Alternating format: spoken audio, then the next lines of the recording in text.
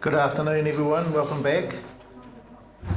A couple of preliminary matters.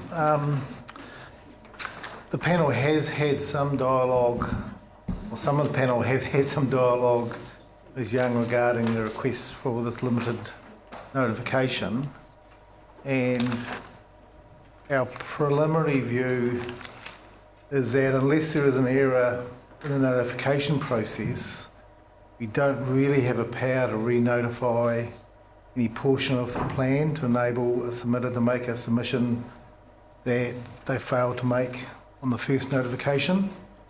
Clause 5A does not give power, just a discretion to go through a limited process on a new plan change.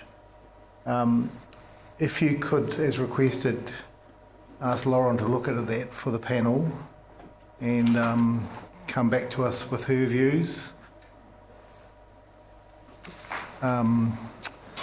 Is that clear enough? Can I just clarify? So it's clause 5A. 5A. Okay. Any follow-up on that, Kat, in terms of just your take on the initial things, the initial process? No, I'm thank you for that. I'm the panel member that the Commissioner's pointed his fingers at. I'd be interested in the process that Maya was talking about. I am conscious that the Environment Court's got wide powers to re-notify things that come out of a hearing under a special process, but I've not heard of any instances where that is a power that the panel at first instance can use. So I guess I'd just be interested to see whether the situation that we were told of is on all fours with the request we've got here, where a submission wasn't made, but a submitter just wants to open up a portion of the plan so they can make another submission. It's not to say it's not a good idea, but just as a matter of law, we might have our wings clipped to some extent on doing that. So I'd be interested in Ms. Wallace's views and that further advice that Ms. Wikaira was going to give us.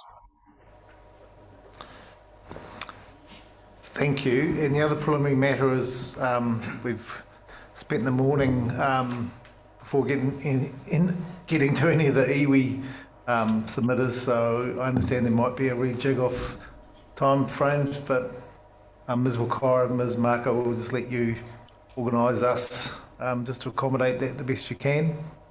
So, is it okay if I spoke to that now? So I'm in tēnā tātou. I'm anticipating we're going to go over into tomorrow. So we do have some submitters that do need to be heard today. Yes. That are unavailable tomorrow. Yes. And also one of the submitters that needs to be heard today, they actually are in Environment Court tomorrow, so Ngāti Mutunga, so they have asked if they could be heard. They've got a Zoom at 3 o'clock with their lawyer. Okay. So if they could be heard after that as well. Okay. One other matter is Mr. Anaru Marshall for the Kahui Maru has. So tomorrow also there's an iwi chairs forum. So some of our submitters for today are on that tomorrow. And so Anaru Marshall is actually tied up for the rest of the afternoon, and then tied up with iwi chairs tomorrow. So he has actually asked if there are any questions of his evidence, and if there are, that we could confirm a time for him tomorrow or Wednesday even. I'll just check.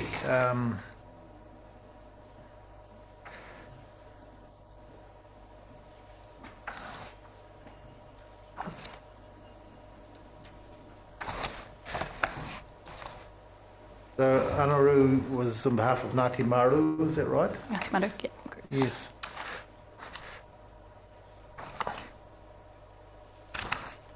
No, I had a fair few MBs, but no particular questions. Just the other panel, is there? Can we do this on the hoof, or do you want to have a look and come back in half an hour or so? I had one question for Mr. Marshall. Yes, okay. Well, Okay. it sounds like we should certainly look to have him Okay. before us at some period. So if you can just liaise with Ms Straka on that. Yes, sure. That'll be And do you, just keeping in mind, so we probably do have after Te Poihi, 1, 2, 3, 4, 5 submitted? Yes, Would that be okay to hear all of them? of course, yes. We'll just accommodate even if it just sits a bit longer, but I think we're very interested in these submissions, so we'll just, if we have to go a bit longer, we'll do that. Great. I'll send through a revised timetable to Judy. Thank you very much. And do you need me to sit here as well? I'm happy for you as a coordinator to sit up at the table, so I don't need you. It's your choice. Okay, I'm not going to sit here. Okay. What if I need you? Yeah. We're in this all together, so let's. Yeah. She's all right to remain where she is. I just grab my I money. think that's the instructions, so it's fine. Okay, cover. Thank you very much.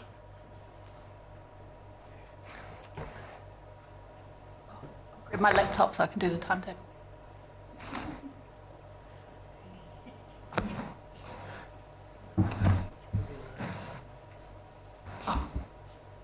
Just before we start, I wonder if it would be possible if we put Te Poihi's evidence up on the screen. Sure. That's I think it will be useful the for- PowerPoint. Yes.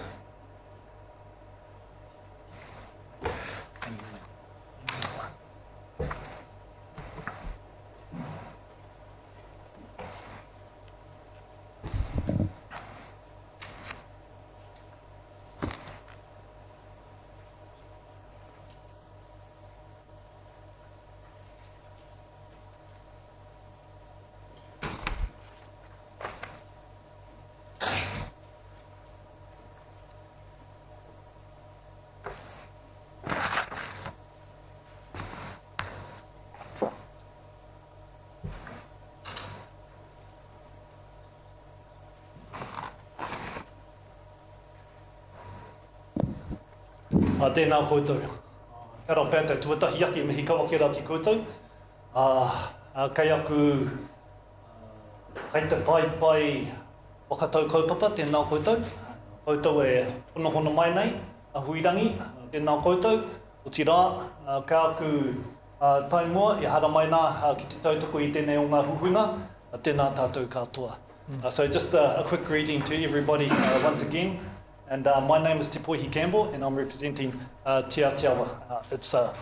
It's probably a tikanga thing that when we do greet, we stand, just to give reverence to the protocols. Nō reira, tēnā koutou.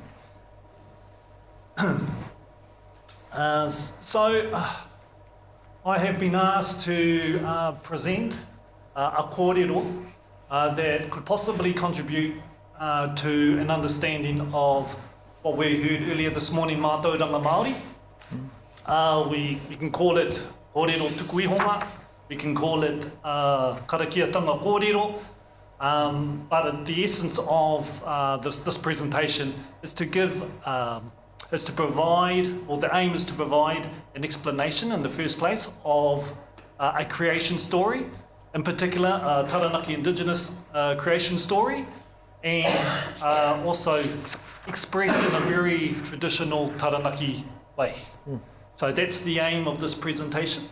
The theme of this presentation is interconnectedness, and it draws on the concept that water is the connector and essence of life, and this knowledge can serve, or has the potential to serve, to inform human behaviour and activities towards good health and well-being.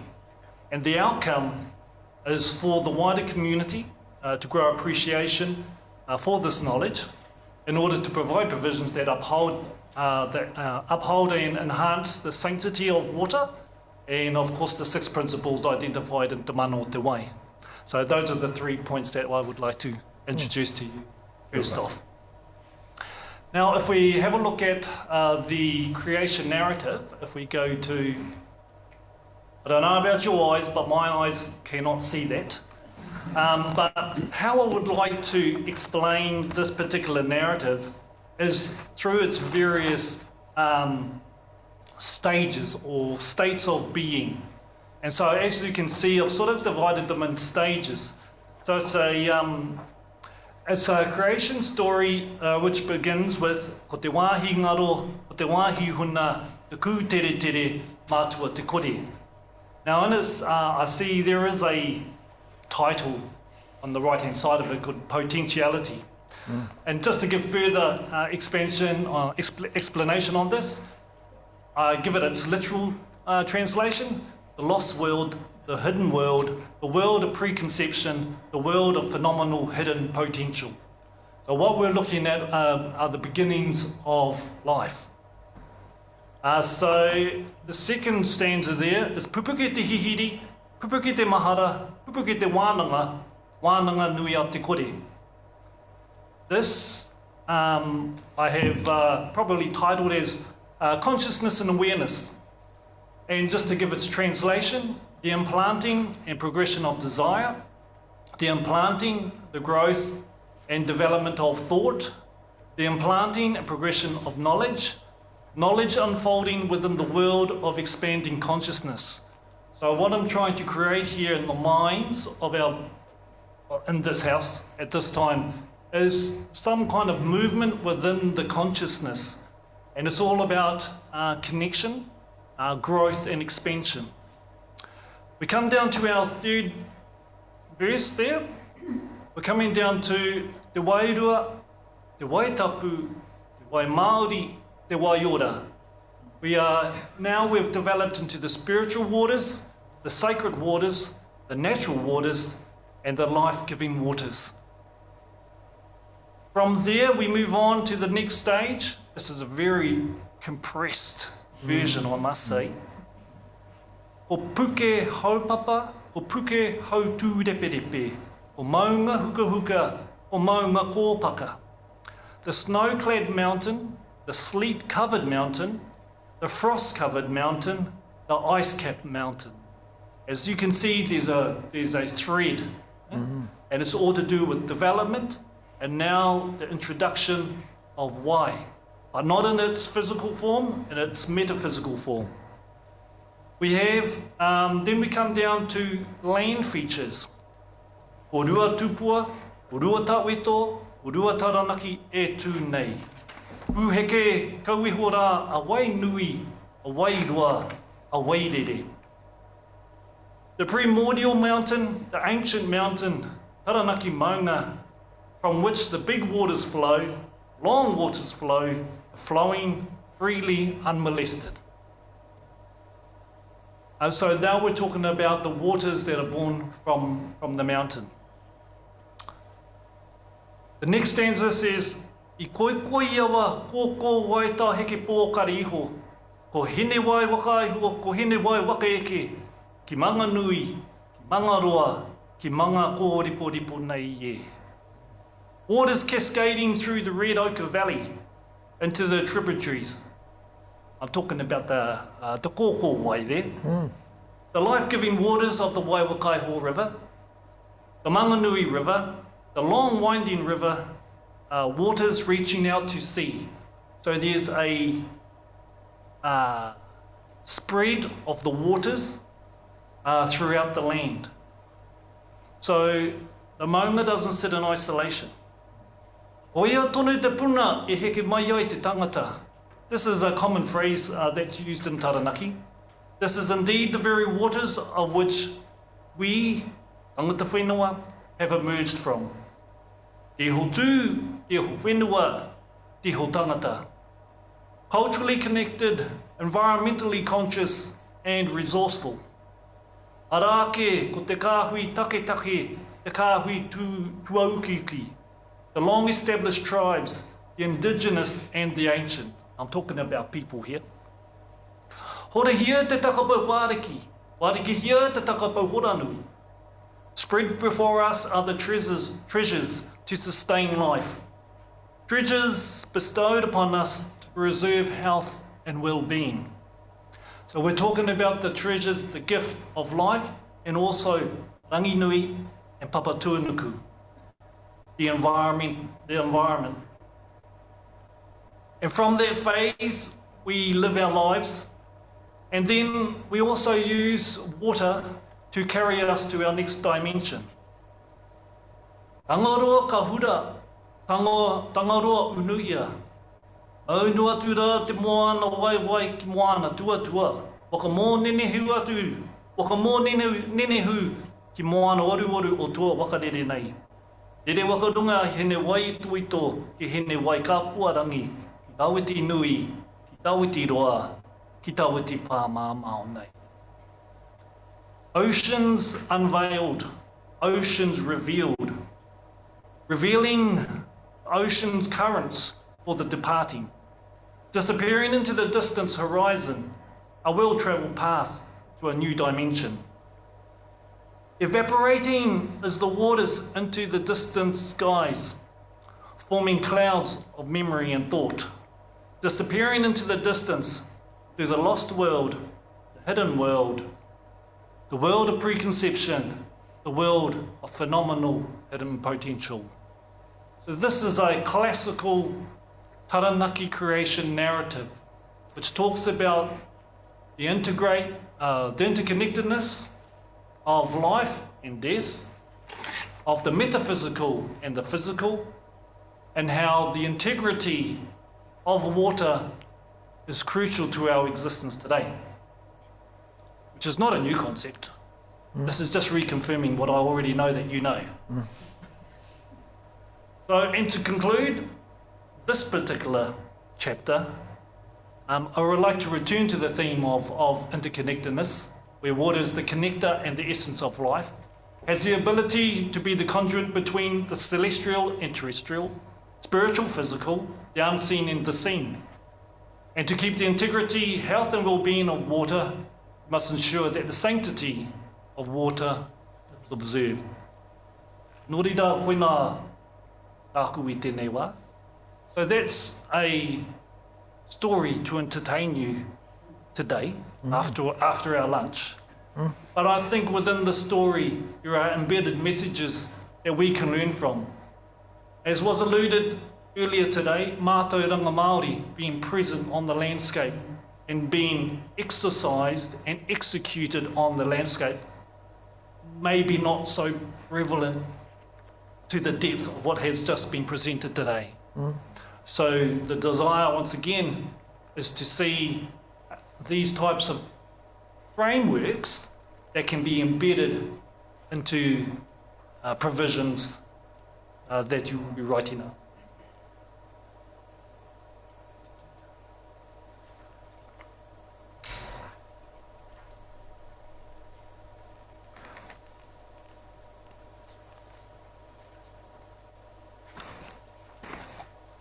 And the illustration that you see up on the screen right there is that very kōrero that I presented to you, but in a picture form. So it's easily digested. I'd like to move on just to give further clarification on some of the points. So our creation narrative describes the beginning of time in the various development stages of consciousness and awareness, manifesting into the natural world we currently inhabit. The creation story, as we know it, reinforces intrinsic spiritual and cultural connections that are linked by water, in its many forms and its ongoing importance to us as living beings. This theme draws on the concept that water is the essence of life. This continuous cycle of rejuvenation processes allow the vitality of life to exist, expand, develop, and transition into the next phase in readiness to be reborn, and therefore sustain life again. The unhindered natural cycle of water, or wai, inherently creates environments of enrichment towards health and well-being. Any disturbance or disruption to the cycle by internal or external factors can lead to outcomes that severely impact on the beneficial properties of mano te wai and our relationship with it. Environmental disturbance, historical trauma, social issues and collective health challenges have led to iwi and hapu encouraging the wider Taranaki community to develop a more responsive environment strategy that is holistic in their approach. This includes acknowledging the inherited responsibilities and obligations bestowed upon us all to respect, manage and treat all water bodies as a collective one. This perspective requires all communities to adopt the value of service towards respecting water, which includes implementing appropriate protocols to uphold the integrity of water, the mana o te wai. Ensuring a holistic approach is achieved will require the essence and principles of the mana o te wai to flow freely without obstruction or hindrance. Narratives about wai from iwi and hapu are etched in the local landscape and remain a central guiding influence in our lives. Wai, water, in its many manifestations and forms, can continue informing a framework that works to restore balance and promote good health and well-being for all Taranaki residents. Kawa ora, the effervescence of life. Morena, koe nā tāku I tēnei wā. So that's my presentation for today. And it's really just to give a little bit of expansion around mātauranga Māori and some of the messages that we can extract from kōrero tupuna or our words from our ancestors that we're able to use and manifest when we're looking at how we manage what you can see and what you can't see in regards to water and its connectiveness. Urira, tēnā koutou, tēnā koutou, tēnā tātou katoa. Thank you very much, Te Pohi. I've got a couple of questions myself, but we'll go to Commissioner Coffin to see whether he's got some questions. Tēnā koe te rangatira I whakaputu ngā whakaro o tira ngā mea o te kawairunga me te kawairaro mā tātou. Hei mihi kawana. Thank you very much for the presentation. We had the benefit of having the slides provided to us before, but there's nothing like actually someone speaking to it. So I'm grateful that you took the time to take us through. Some of those concepts are familiar, some of them are new. So it's wonderful.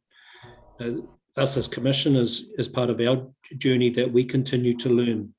And so thank you very much for the presentation. I did have one question, and it's related to the very end of your presentation, and just considering the holistic nature of the conceptual framework that you've put before us, the creation narrative.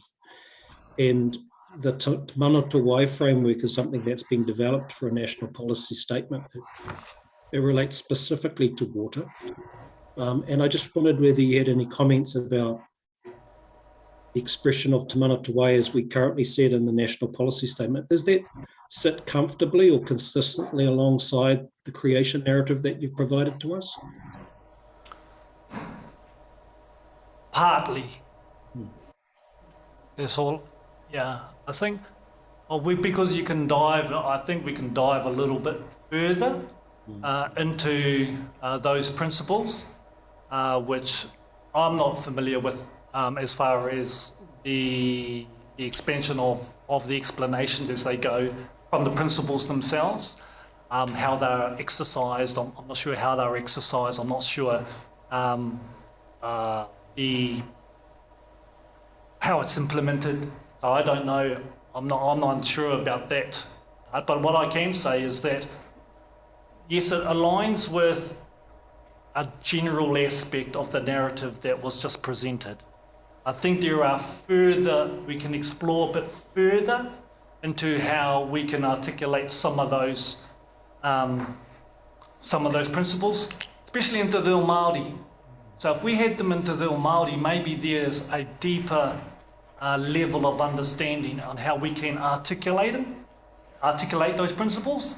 So generically, I think they're okay, But of course, we can always dive a little bit deeper and give it some more explanation on how that would relate to our specific patch here in Taranaki. Thank you very much for that. Commissioner Littlejohn? Ngā mihi, I didn't have any questions. Excuse me, that was wonderful, thank you. David? Thank you, Chair. No questions from me, but I just want to commend the presenter on the diagram. I'm a very kinesthetic point of person. I think that's the right term. If it's not, I'm in trouble. But seeing something visually is half the battle for me. So converting the words into a diagram was of tremendous help to me. So I'm very grateful for that. Thank you. Thank you. Just two questions from me. The words, I've really appreciated the translations that the team has put through all the evidence. I'd love to have a translation of this into English, because I think that, when you read it out, it just made so much sense for me. I get a lot of the feeling for it just by the way you speak, as Antoine said. But if that's not too much of a burden, if someone, not urgent, just for my personal appreciation of the panel, that would be great to get that. Because you said that is a very Taranaki framework, so just us understanding in our language the Taranaki framework would be really helpful. It's not homework to do overnight or anything, it's something for later on, if that was okay. Look, my last question is really, I've noted, this has become quite evident to me working in Taranaki over the last couple of years, that you notice that the various trauma health challenges have led to iwi and hapu encouraging the wider Taranaki community to develop a more responsive environmental strategy that is holistic in its approach. How's that going? How's that process of encouragement and relationship building and working together, how's that going in your view? There's always room for improvement. So having engagement with iwi is critical, and understanding how we can execute a holistic approach. So I think it's an ongoing process with relationships, particularly with relationships, and also ensuring that the tangata whenua have a voice in making decisions, where we can provide some mātauranga Māori into decision making. So how was it going? Probably in my context, we probably could improve. And I think this is part of the improvement steps, is to engage at this level. Probably 50% of what you were talking about this morning I probably couldn't engage with, was the level of the language that was used. But that's okay, that's okay. But I think there may be a level of engagement that we need to foster to make those relationships a little bit stronger, so we have a better understanding how we move forward when making a holistic decision on a particular kaupapa. And do you see iwi and hapu having a leadership role in this process? We all have a leadership role in this process.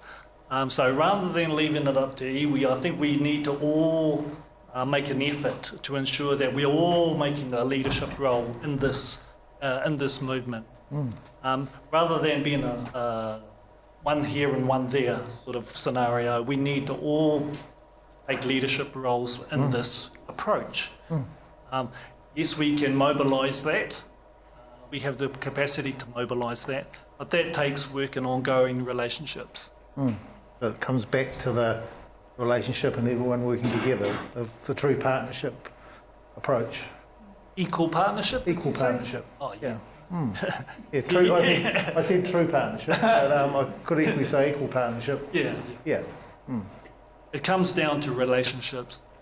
I suppose there's one bit probably I'm missing. I haven't really articulated that. Is really within these frameworks, there's inherited responsibilities and obligations, and that's not to do anything about us. It's about to do in the wider context of contributing to life itself. So that part is not probably articulated as well as it could be. Why I'm saying that is that we are here for the best of everybody to try and bring enhance and contribute to the well-being. That means that with this whakapapa style creative story encapsulates that obligation. That's probably one point I would like to, which really dictates and determines behaviour and activity. Okay, thank you very much. We really appreciate your kōrero and the opportunity to ask you some questions, because that's what it's all about. Thank you very much. Tēnā koe.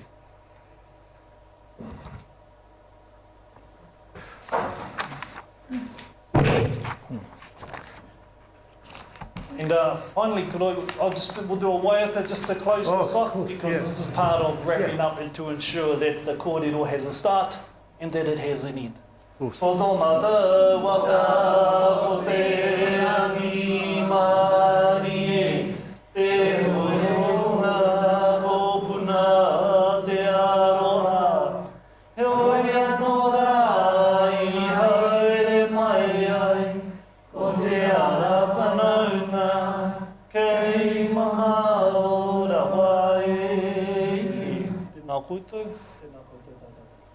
Thank you.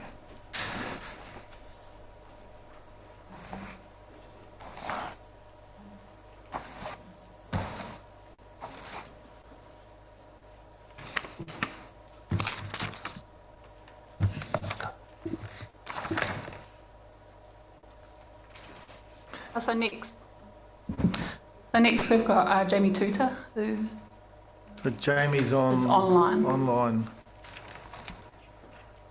Welcome, Jamie. Tēnā koutou. Over to you. O tēnā rā tātou, tēnā rā tātou I te āuatanga o tō tātou ui, koutou rā ngā kai komi ana, tatu atu rā kia koutou te wānau, e no ana, ki te wakamaa ana I tēnei o ngā kaupapa, nō reira tēnā rā tātou katoa. Ko te uri ange au, o Taranaki Maunga, ko te kōrero ange au mo etahi o ngā huatanga e pāna ki te maunga nei a Taranaki. So kia ora everybody. My full name is Jamie Grant Daniel Tuta, and I am the lead negotiator for the Taranaki Maunga settlement. I'm also the chairperson of the Taranaki Maunga project, chairperson of Te Runanga o Ngāti Mutunga, and a trustee of Te Kāhui o Taranaki Trust. I also list some other governance roles that I have at paragraph 3. And I have extensive experience working with various iwi throughout the country and have a deep experience across multiple sectors. I might just sort of depart from my written evidence for a moment just to provide some context around the iwi that are jointly presenting today. And I think this brief context is the fact that we have 5 of our iwi here today, Te Atiawa, Taranaki, Ngāti Maru, Ngāti Mutunga and Ngāti Tama. And all of our iwi, of course, have a relationship to our cultural landscape. All 5, as has been indicated earlier today, have been through the settlement process and have established post-settlement governance entities and stretch from the Moko River in the north to the Rawa Oturi in the south, which is an area just south of Opunake. I think we can provide some maps that give you some insight around that. And then inland to Te Waka Ngerengere, which is eastward direction to the Wanganui River. And so we have Ngāti Tama from the Moko River to a pā called Titoki, which was just north of the little settlement called Waiti. north of Uranui, and it's bound by a stream called Papatiki. And then from, they then move sort of in an easterly direction where towards the Wanganui, from Titoki to a place called Te Rao Te Huia, and then inland to the Taramoku stream is Ngāti Mutunga. And then on the inland sort of area, sort of moving east towards the Wanganui River is Ngāti Maru. And then we have Te Aotearoa from Te Rao Te Huia in a southward direction to just out of New Plymouth to a place called Onuku Taipari. And then Te Aotearoa move sort of in towards the Maunga to meet up at this sort of boundary marker called Te Wakangerengere. And then from south of New Plymouth to the Rawa o Turi, and then sort of moving on to the mountain is Taranaki Iwi. And so that's basically the 5 iwi that we have among us today. And of course, as you all know, the context here is that iwi are unique and we're very distinct from other submitters given our relationship to our natural world as tangata wenua, which has been outlined very well by Te Pohi in terms of our own knowledge systems and wisdom, which give rise to that relationship that we have with our place. So we whakapapa to our landscape. And our land, but more importantly imparts particular responsibilities and obligations upon iwi as kaitiaki. And we all know that kaitiaki has legal definition and is probably overused. But I think, you know, the whakapapa we have really sort of reminds us of those responsibilities. And I think it's really important when we think about the Taranaki context that our ability to exercise such responsibilities has been impacted by our colonial experience. And, you know, the loss of our land through Raupatu, Te Muru, I think, you know, we are unique. I know experienced this in the Waikato, but you can't underestimate the impact that Raupatu has had on iwi. Because as a consequence of Raupatu, we have had a loss of autonomy, we have had a loss of ownership and control of land and other natural resources. And that's really important because it provides the context in terms of, you know, the aspirations and objectives that we have as iwi.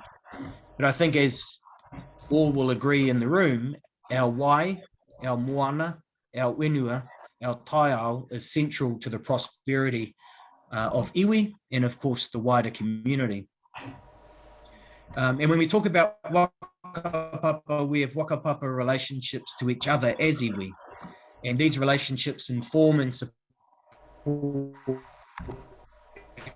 how we as iwi work cooperativities. And we have 2 things in our favor, memory and immortality. And you'll see that in terms of successive generations.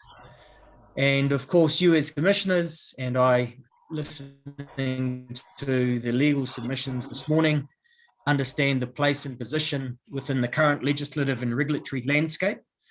We as tangata whenua, of course, supported by existing legislative arrangements through treaty settlements, but also through recent te tiriti jurisprudence, one in resources.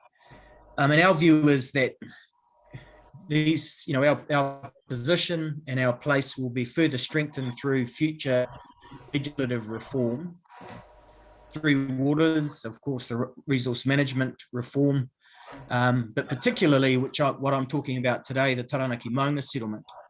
And the Taranaki Maunga settlement is really about how we reimagine how maunga, how natural landscapes and their relationship to each other, and how the Taranaki Maunga settlement can shift attitudes and perspectives, and how that settlement may also affirm our relationship to our tupuna maunga.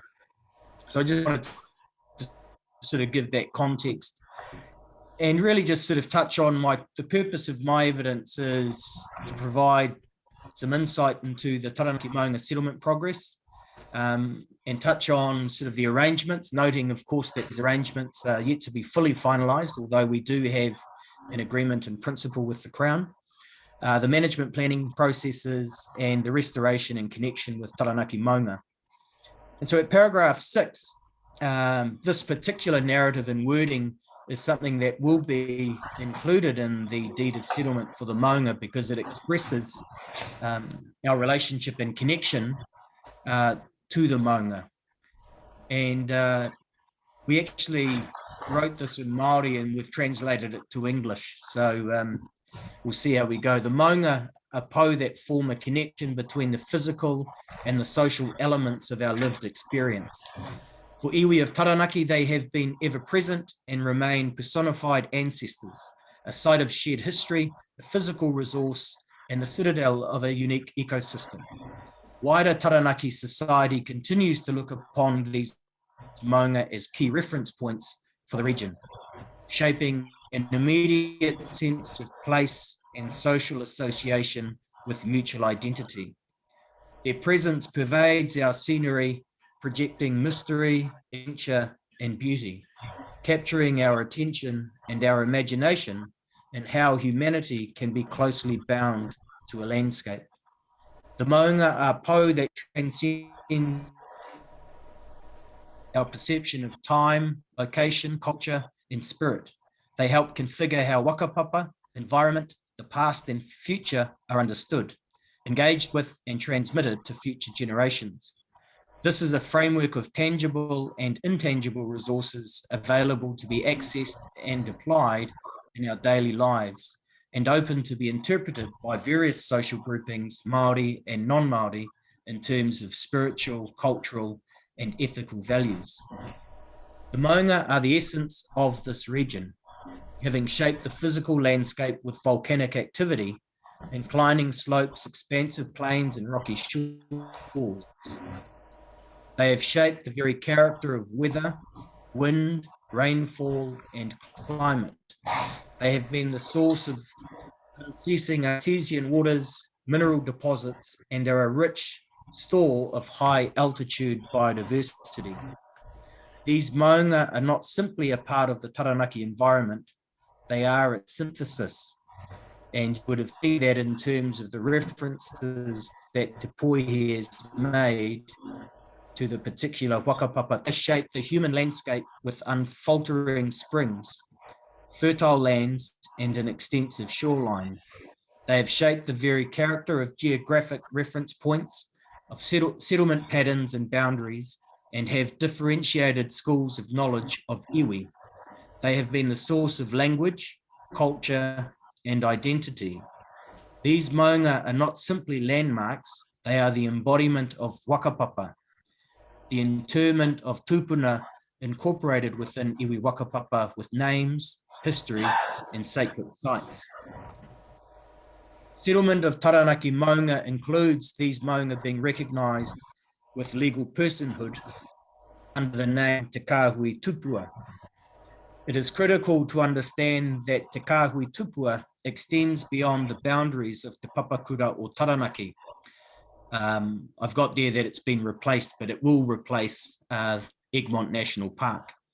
It is the expectation that Te Kāhui Tupua will play an active role in shaping the region with respect to plan making and implementation, and that this role is elevated beyond what has been afforded to tangata whenua under recent plans and their predecessors. The submissions of Te Kotahitanga o Te Atiawa, supported by other iwi authorities in the region, regarding a transfer of powers from the council to Te Kāhui Tupua and its associated post-settlement governance entity foreshadows this particular expectation. I accept the scope of this process does not extend to that transfer. However, to be transparent with our community and to provide important context for the council in the development and implementation of this plan over the next 10 to 15 years, we, as iwi, consider this is an important fact for the Commission to turn its mind to in determining submissions on this plan. Another aspect of settlement is a new process for the development of management plans for Te Papakura or Taranaki. The intent of this process is to achieve one coherent management framework for the national park. This includes areas that fall within the management of the resource district plan. For example, paper roads, car park areas, and the regulation of land use activities within the national park. In my opinion, this further emphasises the requirement for a transfer of powers or joint management arrangements to provide effective and efficient management of the national park in the future. Ultimately, these structures are to facilitate and achieve the restoration and reconnection of our tupuna maunga with their communities. It is expected that these structures will amplify the existing projects and programs implemented in the district that are strengthening the identity of tangata whenua, mātāwaka and manuhiri in this district. The evidence of Sarah Mako presented in the first hearing articulates some of these projects, and the evidence of Sarah Gibson, Patsy Bodger and others in hearing 5 expands on each of these in more detail. So the recommendations set out here are to address the issues that I've raised. This evidence recommends to recognise that significantly different legal and management arrangements for Taranaki maunga are imminent and will be actioned within the anticipated life of the proposed district plan. Recognise that a business as usual planning approach to implement these arrangements is not sufficient. Coherent, integrated and mana enhancing planning provisions are required. Recognise that Te Kahui Tupua is not limited to the national park boundaries. Noting earlier there was discussion about Pukeiti, which falls outside of the national park, but is within the bounds of what we describe as Te Kahui Tupua. D, foreshadow these changes in this proposed district plan, in particular, how provisions that relate to outstanding national landscapes, Indigenous biodiversity and waterbodies, and the activities that impact on these attributes are interpreted. And finally, to ensure that the policy direction of this plan is consistent with restoration and reconnection outcomes for the taiao, for the environment. Thank you very much, Mr. Tuta. I'll see if there's questions, starting with Commissioner Coffin. Tēnā koe tarangatira. It's good to be able to ask you questions because you've got at least 7 hats or 8 hats, and you could wear them all at the same time or individually. So I'm interested to see whether we get 7 or 8 different answers to each of the questions. It's good to see you. Hey, just in regards to Te Kahui Tupua, you did mention you're at the stage of agreement in principle, but I just wondered for our purposes whether there's been a geographic extent identified for Te Papakura or Taranaki. It's described within the current draft deed as extending beyond, for Te Kahui Tupua, extending beyond the national park boundaries. Yes. And of course, as there is sensitivity around that in terms of the implications of it. However, from our perspective, it's really important because the national park boundary is an artificial boundary, because that just so happens to be the land that currently forms part of the national park. That's right. And so in terms of the 3 elements, with Te Kahui Tupua having its own legal personhood and status, as part of the arrangements, we also have a set of maunga values. So mātāpono, which are basically a set of intrinsic values which represent the essence of Te Kahui Tupua, and very much sort of aligned to those matters that were outlined by Te Poihi. And then the intention of the values is to reflect those elements that I've sort of described in the evidence around the cultural, spiritual, ancestral, and historical relationships between Ngāiwi or Taranaki and Te Kahui Tupua.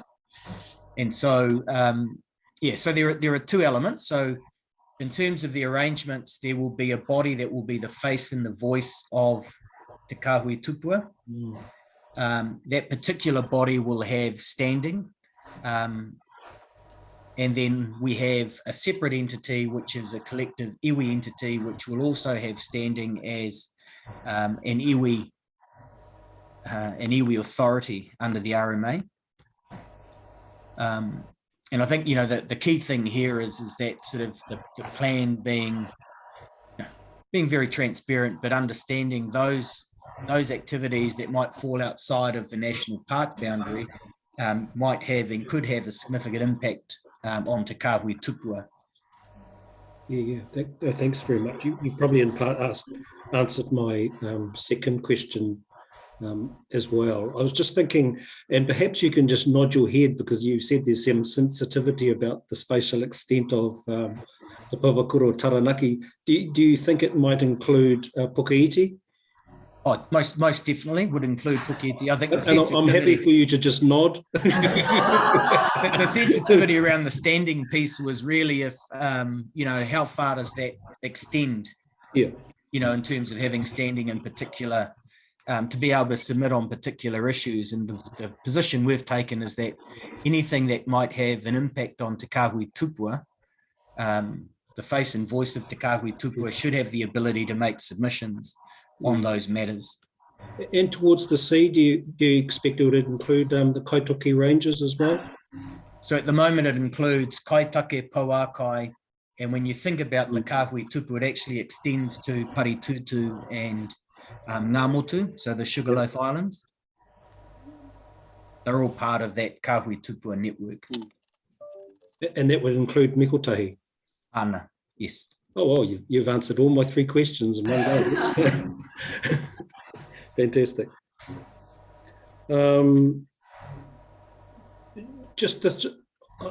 I think you've inferred to it in your paragraph 13, where I think you're giving us sort of a flavour of what some of the things might look like in the new resource management arrangements. And are you thinking there will be a plan or a framework, a management framework and a plan which oversees the management of not only the national park, but those areas that are adjacent or have an influence on the park? Yes, so there'll be, so there's the new governance arrangements and then the management plan. Yes. We'll also sort of set out some of those matters and then how it links back into, as I said in the evidence there, around whatever comes out of the sort of the hearing and what the sort of next sort of 10 years holds. So I think it's just really important that it does link together. Yeah, and just in terms of iwi management plans, we've got a number of really well crafted and articulate management plans in the Taranaki region, including the district. And I just wondered whether there'd been any thought about how they fit or don't fit, because those are certainly documents that we have in front of us now, and they're very articulate. Have you had any view about where they might sit a little bit later on? Yeah, so I think the maunga, so it's the maunga management plan is really about the maunga, Te Kāhui Tupua. Linked to that, though, there will be opportunities for iwi as a collective and then iwi individually, but also hapu at a hapu level to be able to provide both input into the overarching sort of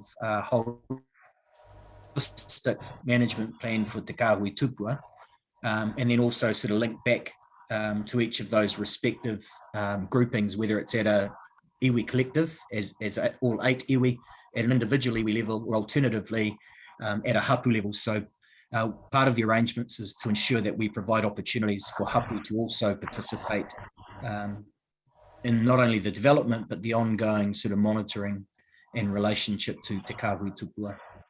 Yeah, thank you very much for that. That was really helpful. Kia ora, Commissioner Littlejohn. Tēnā koe.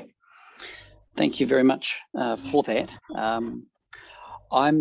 I'm particularly interested in this concept of legal personhood, and New Zealand is sort of leading the way globally with its reflection of Indigenous culture in its legal mechanisms. It's recently been commented on by a number of international academics, and we obviously have a couple of precedents in Aotearoa with Te Awa Tupua and also the Te Ori Uera Act.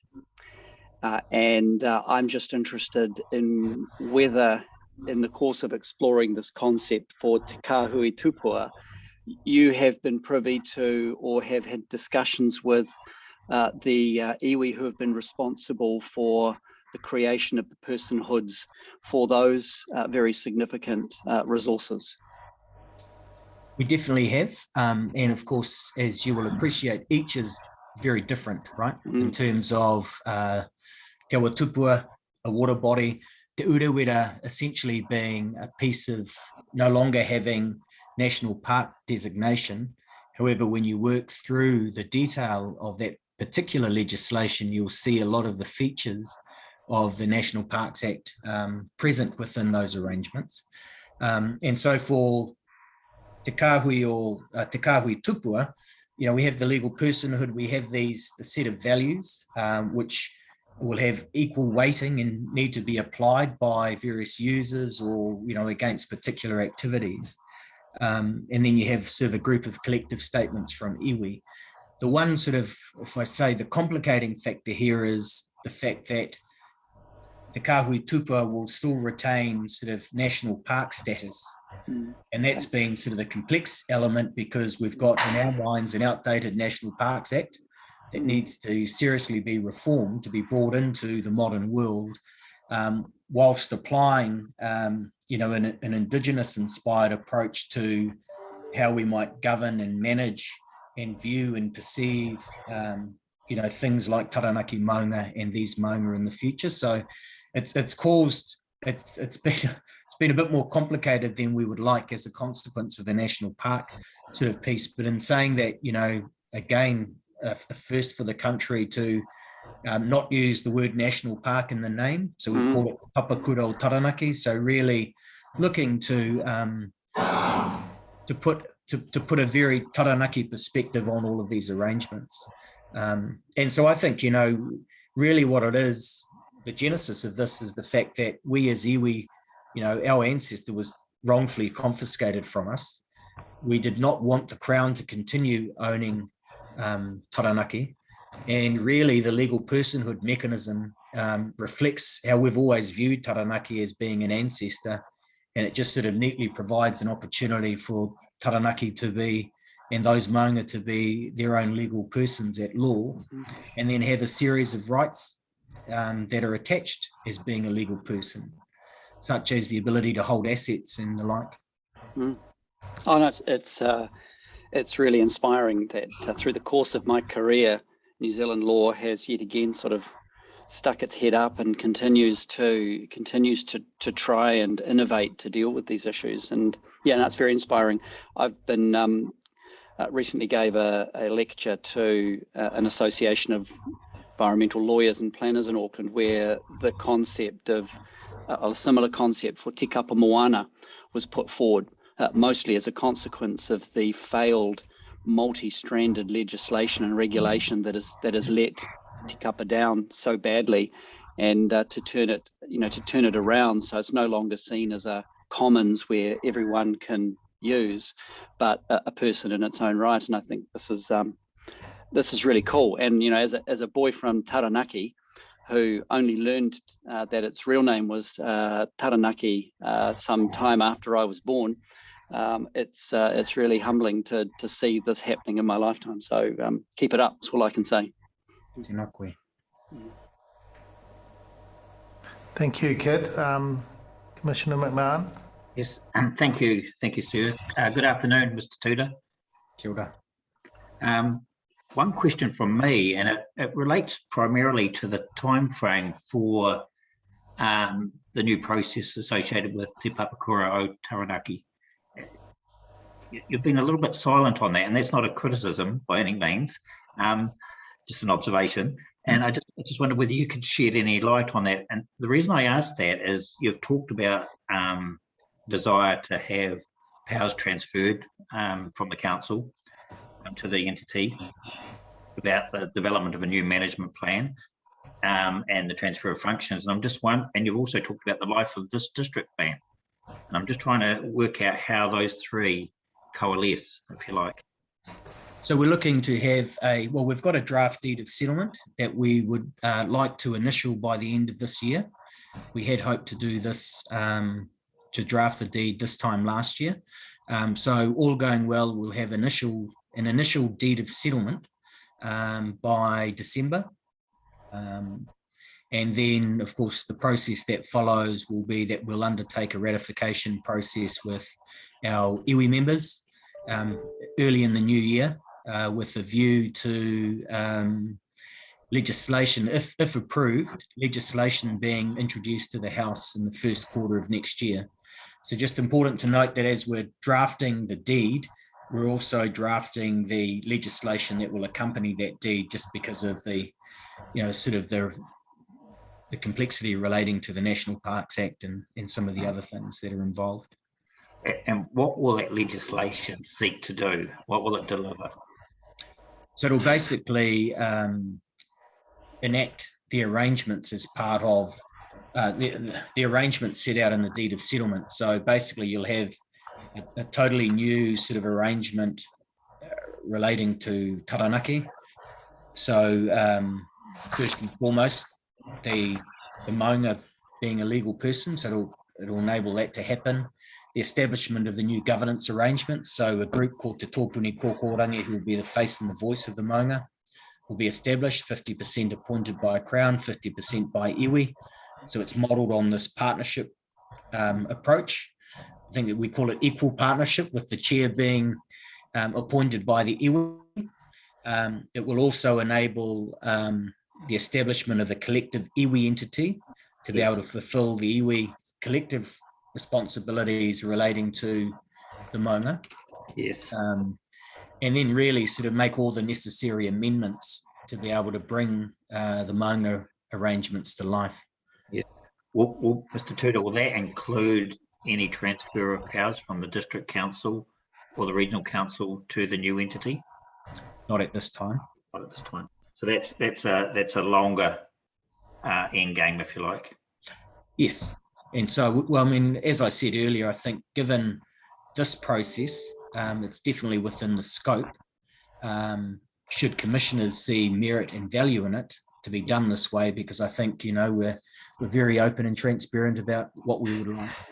Sure. The reason I was asking all those questions was I was going to ask you the so what question.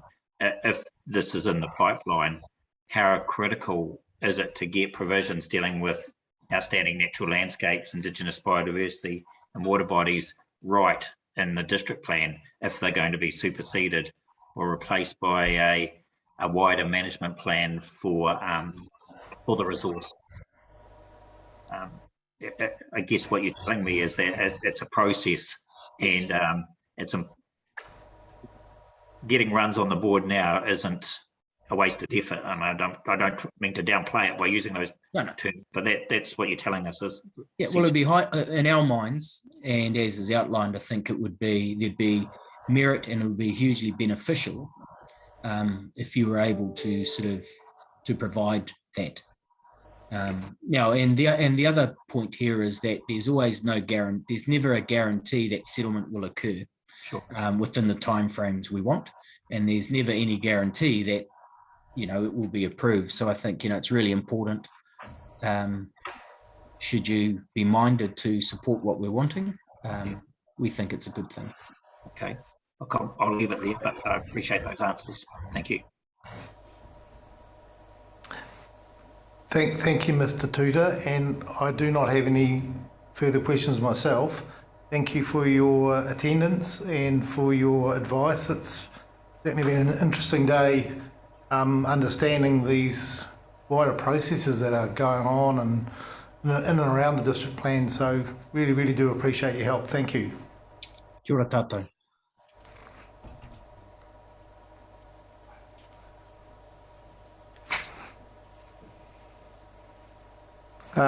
Ms. Wakaira, you have a question?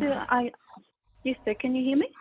Yes, we can. I was just to ask, given you'd noted that there might be some benefit at various points of providing comment in relation to submissions, I Sure. of course haven't asked the question, but I thought I might note that having just heard the evidence from Mr. Tuta in relation to Taranaki maunga, its significance, and the broad-scale manner in which te kāhui tupua is applied as distinct to te papakura o Taranaki, which is the revised former Mount Egmont National Park.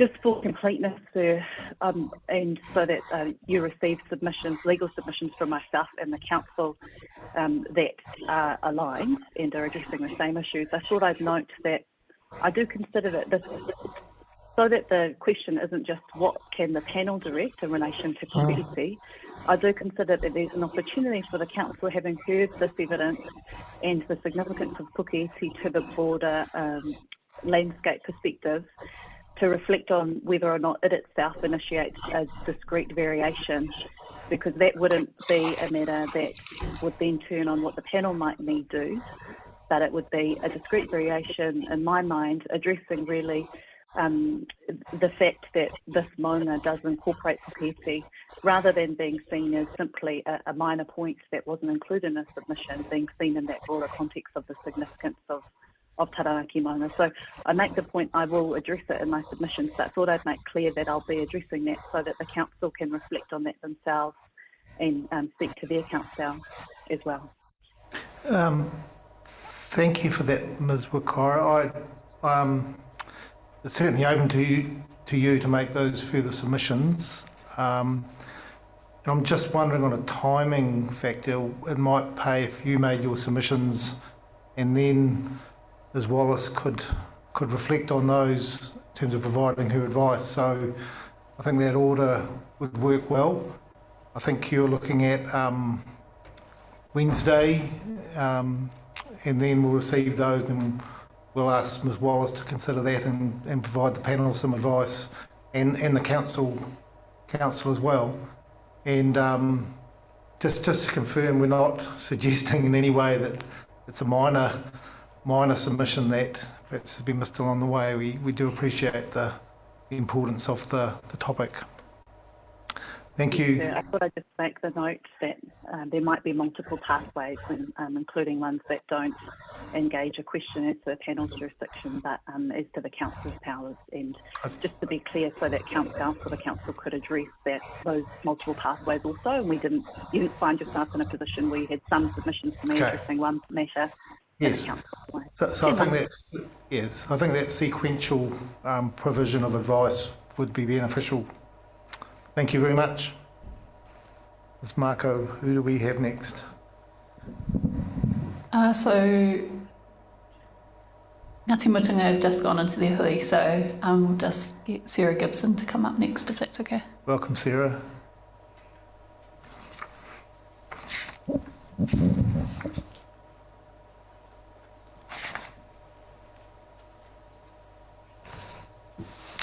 Nā koe, nā koutou, nā kaimahi o te kaunihira. He mokopuna au o Taranaki me Tarawera maunga, me ngā ia e rere atu ki te moana.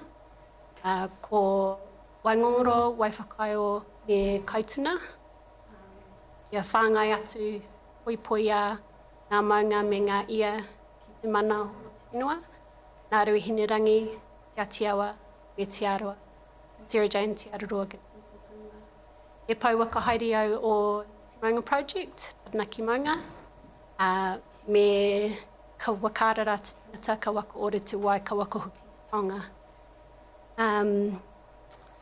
Ko tahi te kaupapa kei rungi te maunga, ko tahi te kaupapa kei rungi te awa o Waiwhakaio, engari he kaupapa ore te. Ka waka ora te wai, te whenua, ka waka ora te tangata hoki. Kia ora, my name's Sarah. I waka papa to Taranaki and over to Aotearoa as well. I'm the co-project manager of the Taranaki Maunga Project with my colleague Sean Zilches, and also the project manager of the Waiwhakaio Restoration Project. In previous roles, I worked along Sarah Mako and Casey Bellamy as a paitaia for Te Itango o Te Aotearoa Trust for 6 years. And prior to that, worked in various roles with with consultants. My formal qualification is not in land-based biodiversity, but is in marine science. Yes. So the scope of my events today is to reflect on Sarah Makor's evidence in Hearing 1, paragraphs 36 and 42, and it builds off that evidence of Ms Makor's. To reiterate the importance of mātauranga Māori and biodiversity outcomes within projects, as well as recognising and supporting Indigenous biodiversity in those pockets of landscape within large landscape projects, and thirdly, water bodies within the rohe of Ngāti Tāwhirikura. So moving down to Indigenous biodiversity and outstanding natural landscapes. So in particular for Taranaki Maunga project, it's a large landscape scale restoration project of 34,000 hectares, covering all 4 maunga, Taranaki, Kaitaki and Ngamotu, which is the offshore island there. It's driven by partnerships, and that's where its strength comes from. So iwi, community partnerships, and that's the way the project has been formulated. And that's really the strength in the work that we do with removing pests from the landscape and reconnecting our communities, as well as bringing those important taonga species. The outcomes of the Taranaki Maunga project are reflected in the Karakia He Kawa order, which is about returning, restoring the Māori of our maunga. Within this Karakia He Kawa order, there's many scripts that drive us in our everyday work, management, decision making, and has been the really influence behind our project. So those areas of expertise are He rau uwhiuwhi te kawa, which is the removal of threats and adding layers of defence. He rau mato mato te kawa, the flourishing, reconstruction and regrowth of our biodiversity. Tukua he kawa, rau tāpatu, which is the calling of action and the layering of our communities in this mahi. And he taki taki rongo, which is all senses working together. And that's really guided the way in which we work in the Maunga project. So this reflects back to the duality of mātauranga Māori with Western science, and those techniques that enabled us to move fast at pace within this landscape scale project. The outcomes that we've achieved to date, there's many of them, just a few of them: the elimination of goats from Te Taranaki, the increase of mustelid trapping networks from 7,000 hectares to 18,000, the majority of which is serviced by the wider community, the increase of field pairs from 32 to 58 under active protection, the establishment of partnerships with a lot of our iwi groups and community groups to reintroduce 200 kina onto the park over the next 7 years. The return of Tautauwai after a 112-year absence from the Maunga into the A24 block, which is a 1,000 metre square area of rat protection.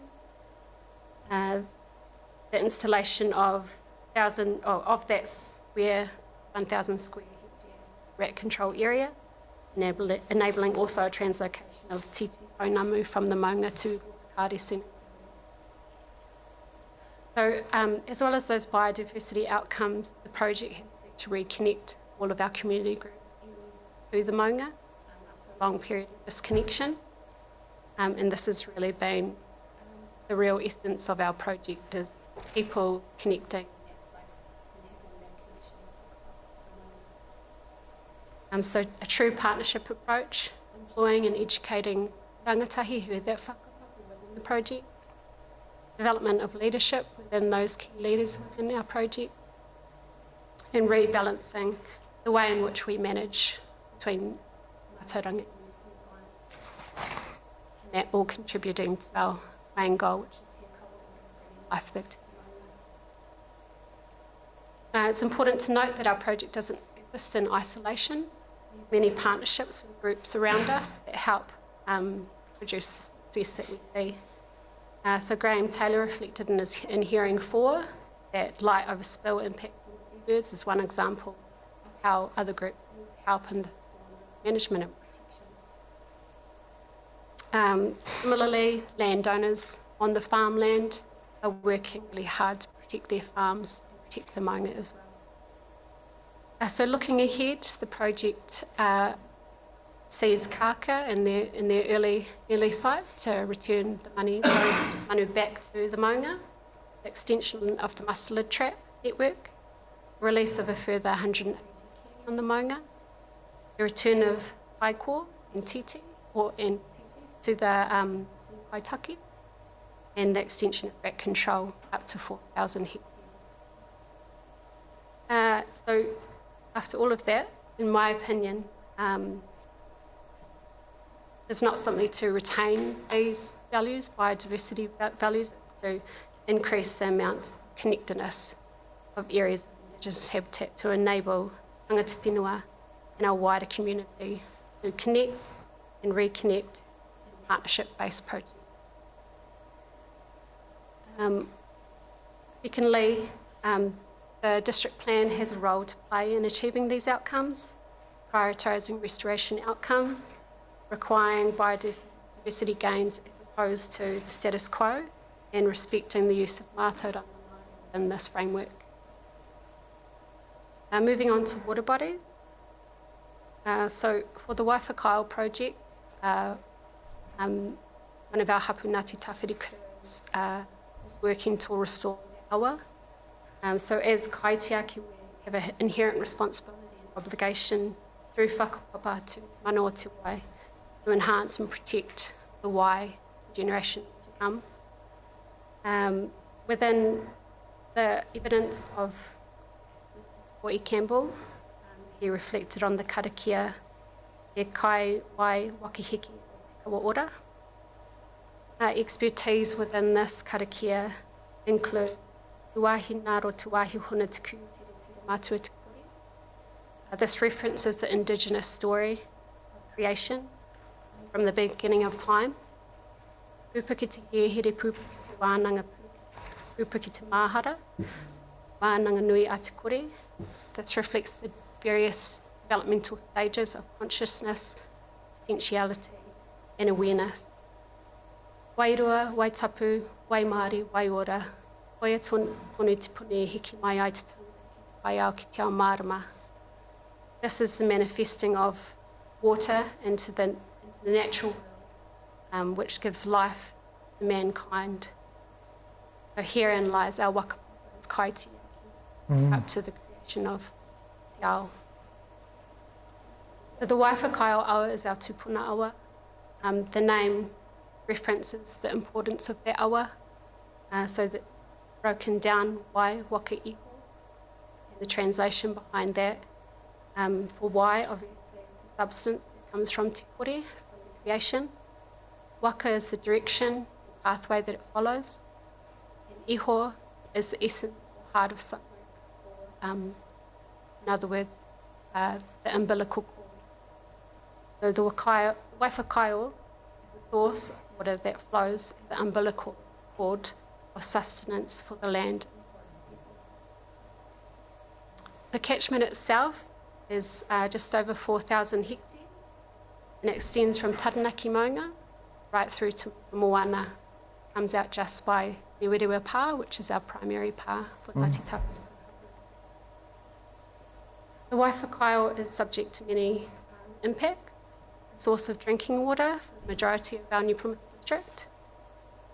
It also has the wastewater treatment there at its mouth, and also nearby is the landfill for the district. The hydropower scheme is owned by Trustpower. It utilises the Waifakaio. There's many redundant dams and weirs within the Waifakaio. The majority of the catchment is farming activities, urban developments, and some commercial as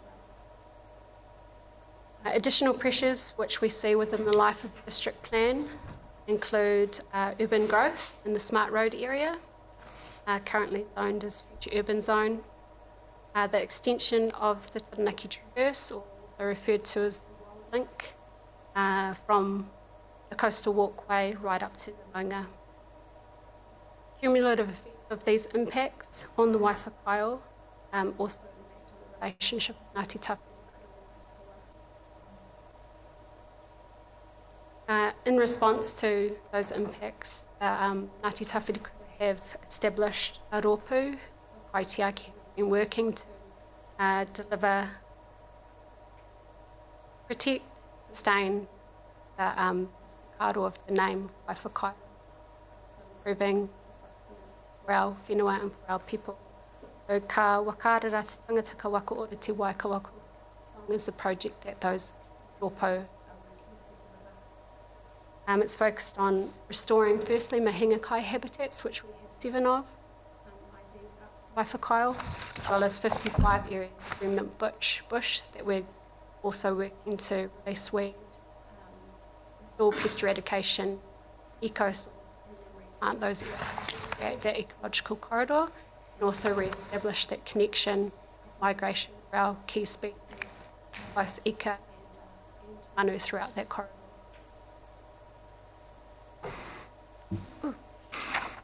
So Ngāti Tāwhiri Kura expect that the provisions of the district plan will prioritise ka wakarara te tangata ka waka ora te wai ka waka ora te taonga and the outcomes with respect to mahinga kai and restoration of the Waifakaio.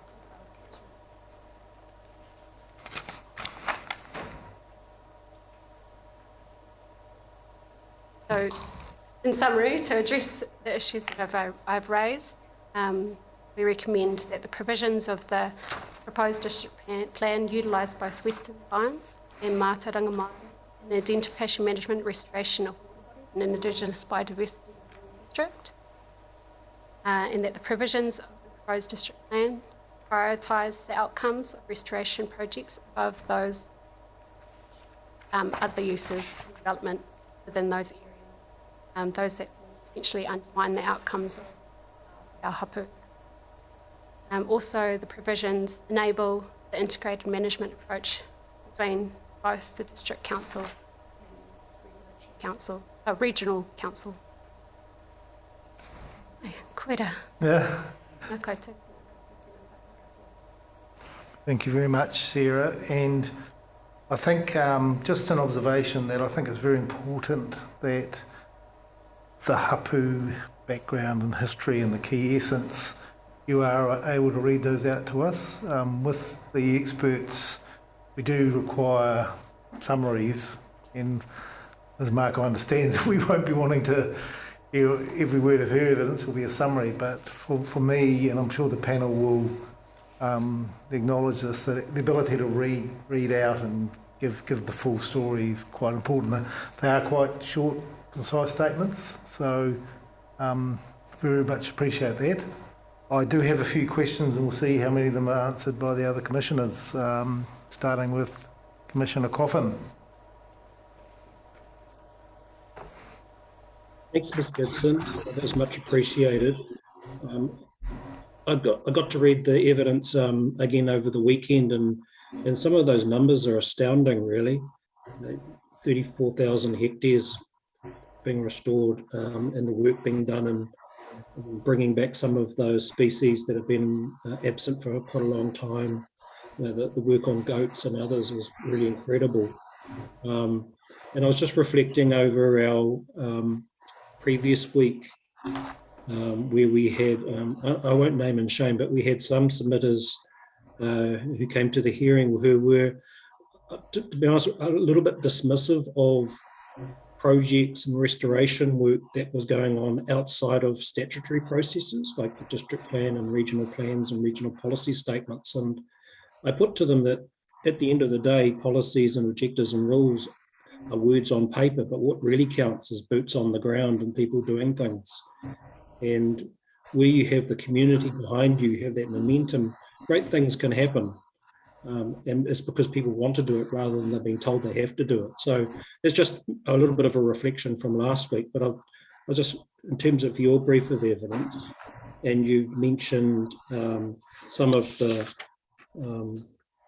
pressures that are put on catchments, and I know other witnesses have identified particular resource consent applications that were granted and they had a particular impact. Is it fair to say that's the tenor of your concern, is that even though there's some great work happening in the restoration space, conservation space, applications for resource consents to use a resource can undermine that good work? Is that what you're saying?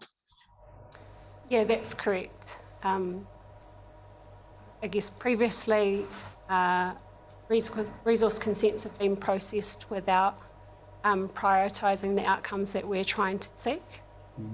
Having that support within the district plan will just allow us to share those outcomes. Interesting, thanks for that.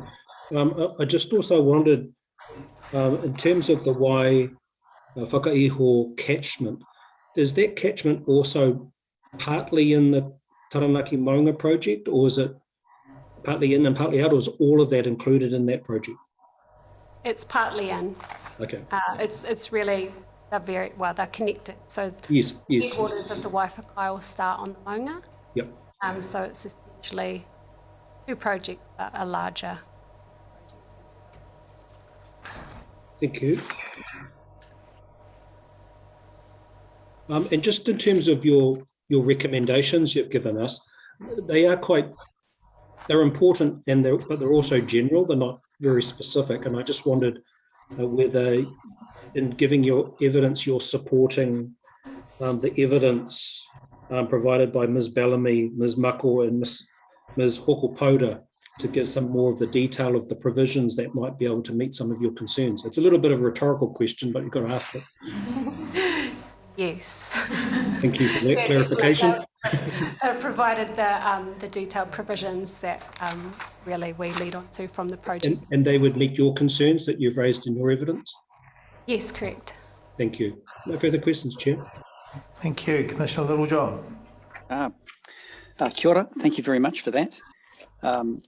I know this is your time to speak, but I can't help regale a story about my father. My father grew up in Opunaki, and he spent most of his weekends hunting for goats up to Maunga. Department of Conservation apparently used to pay him $1 a goat. So he would go for weeks up there. He soon worked out though that shooting them with a rifle always wasn't as much fun, so he became very proficient with a crossbow and spent a lot of his he would go for weeks. Apparently, he tells me these stories now.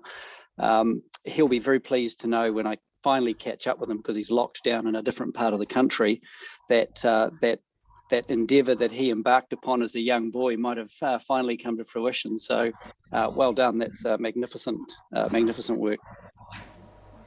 The question I wanted to ask you is, what do you perceive to be the biggest hurdles to effective and consistent restoration projects such as this?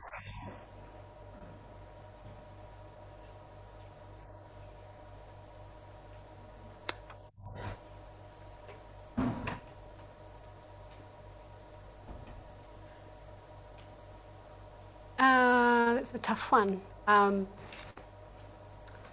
don't see any hurdles. The provisions are strong enough to enforce appropriate management within projects that we implement.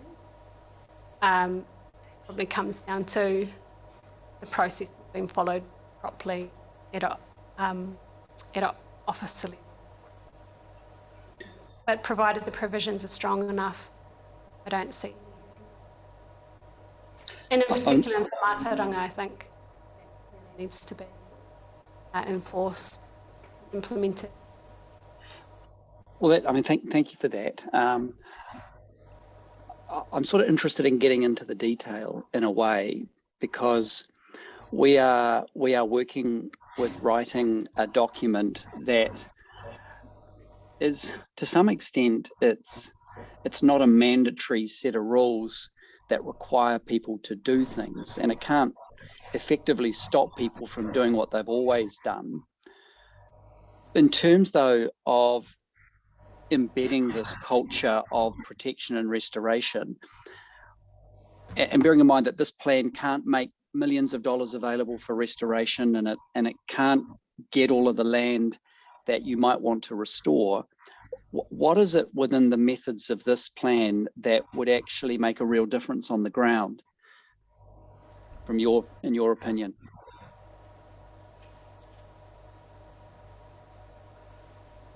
I don't know if I can answer that well. Okay, that's fine. I might take that up with some of the other witnesses, because it's a huge call to arms for us to write a plan that creates an outcome when, to some extent, it doesn't actually provide a lot of real tools to get out there and do this sort of work. So I'm just interested from your perspective, do you find regulatory barriers to restoration? Like, do you need a resource consent to go and clear noxious weeds and plant indigenous plants? Are there any sort of hurdles in that space? Yeah, there's always hurdles with permits and resource consents, particularly when it comes to native species and native plants. So that just adds more time onto the project. So if there's any mechanisms to, in particular for mana whenua projects, to make it more lenient in the process, that would be something that we definitely support. Okay, so we should pay close attention to the rules that might seek to constrain the ability to undertake conservation and restoration projects by requiring them, for example, to go through a long and costly consent process. Yes. Kapai. I mean, thank you. Thank you, Kit. Commissioner McMahon. Thank you, Stephen. Just good afternoon, Sarah. Kia ora. Yeah, nice to see a fellow graduate from Otago University. Albeit that I think it's highly unlikely that our paths would have crossed. Oh, there were some pretty good bars back in the day. I would say that I was there last century.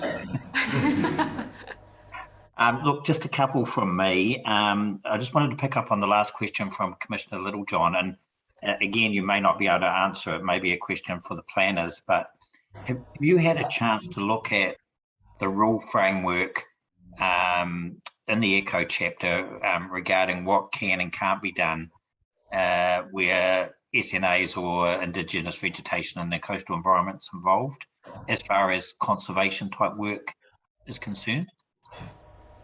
No, I haven't. So I'll leave that to the planners, but I know they're restrictive. Okay. Well, I guess it begs the question: how do you know that they're restrictive? Is that from personal experience or professional experience with those rules, or is that hearsay? Just from professional experience, I guess the with respect to SNAs, our values have largely been not taken into account when you're looking at determining SNAs. From my understanding, a lot of those areas are important areas for mana whenua, and some are not. So I think they don't always provide for mana whenua, the development or listing of SNAs, but that just comes from. I guess what I'm particularly interested in, we've heard a lot of submissions and evidence about what SNAs can preclude in terms of farming activities and the like. I guess this is the first time we've heard anything about what impact rules in SNAs or in the coastal environment might have on conservation initiatives and revegetation type initiatives. And so that's why I'm really interested to hear you say that the rules as proposed are quite restrictive. I mean, I'm looking at the rules here, and some of them include making provision as a permitted activity for the construction of new fences and trap lines for conservation activities. So presumably that's an enabling rule that you would support.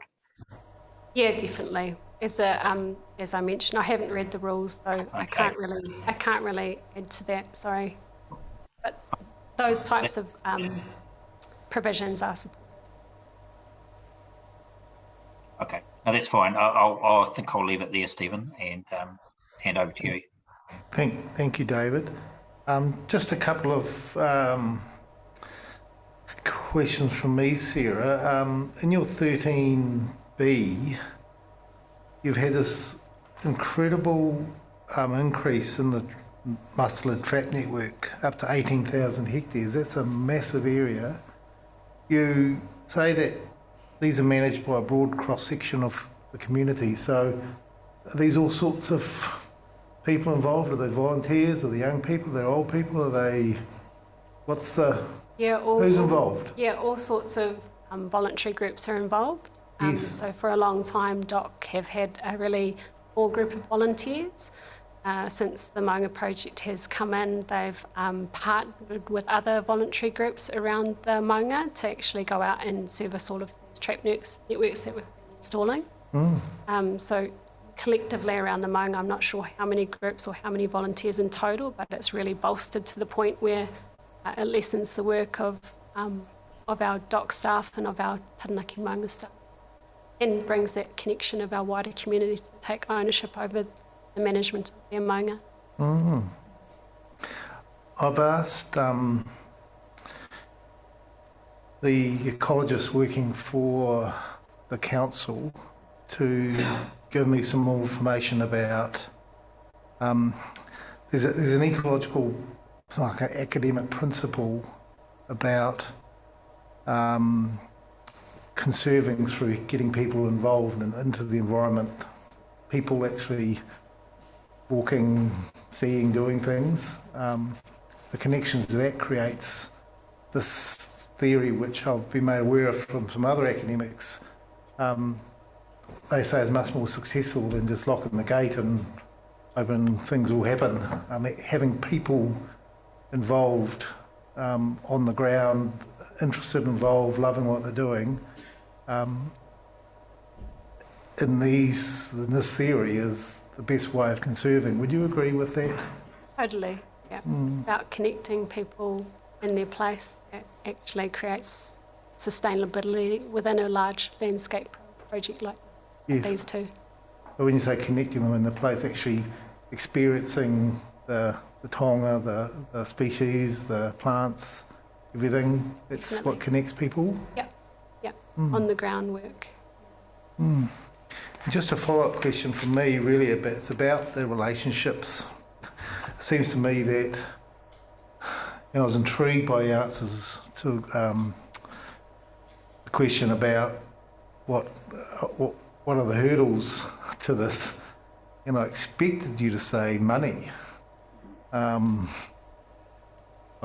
You were carefully considering your answer, but you didn't. Which I think is very telling. Of course, money's critical, but in my experience with some other big restoration projects around the country, it's this voluntary help, being open to having people come in working on the project that really gets around a lot of the money issues. You do need to have funding, but that voluntary effort does include, so that's your experience? I mean, with the money, the balance is always there, but as you create partnerships around the maunga, that usually creates a partnership where you can pull money and share those outcomes. So obviously money, but creating those connections, different groups, helps to get more done.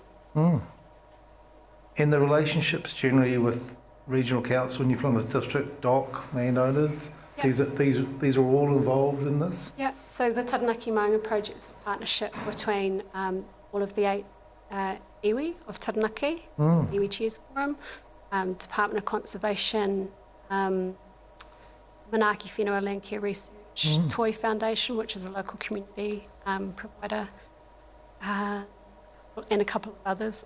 So it's a partnership model that we've run from the start of the Maunga project 5 years ago. And then we have community engagement, community partnership groups that broaden out from that core group. And the 2 district councils around, yeah. so Stratford and New Plymouth?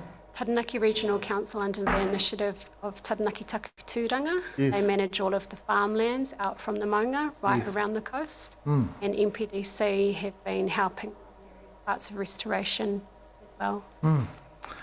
Thank you. I think I have one more.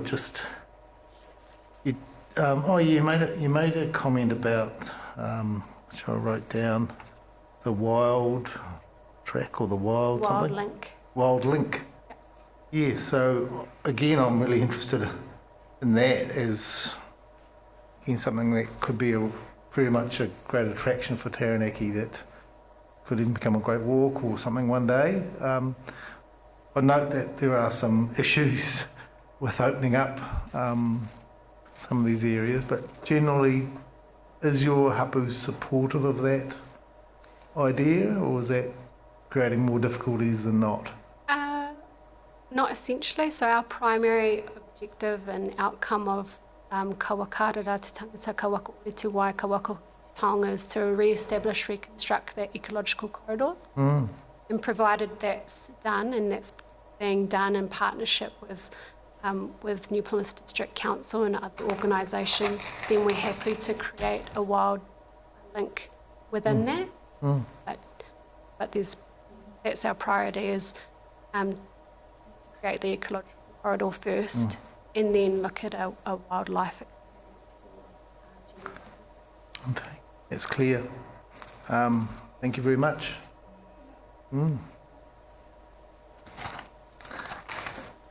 Sarah, Ngāti Mutanga people, they'll be back later on.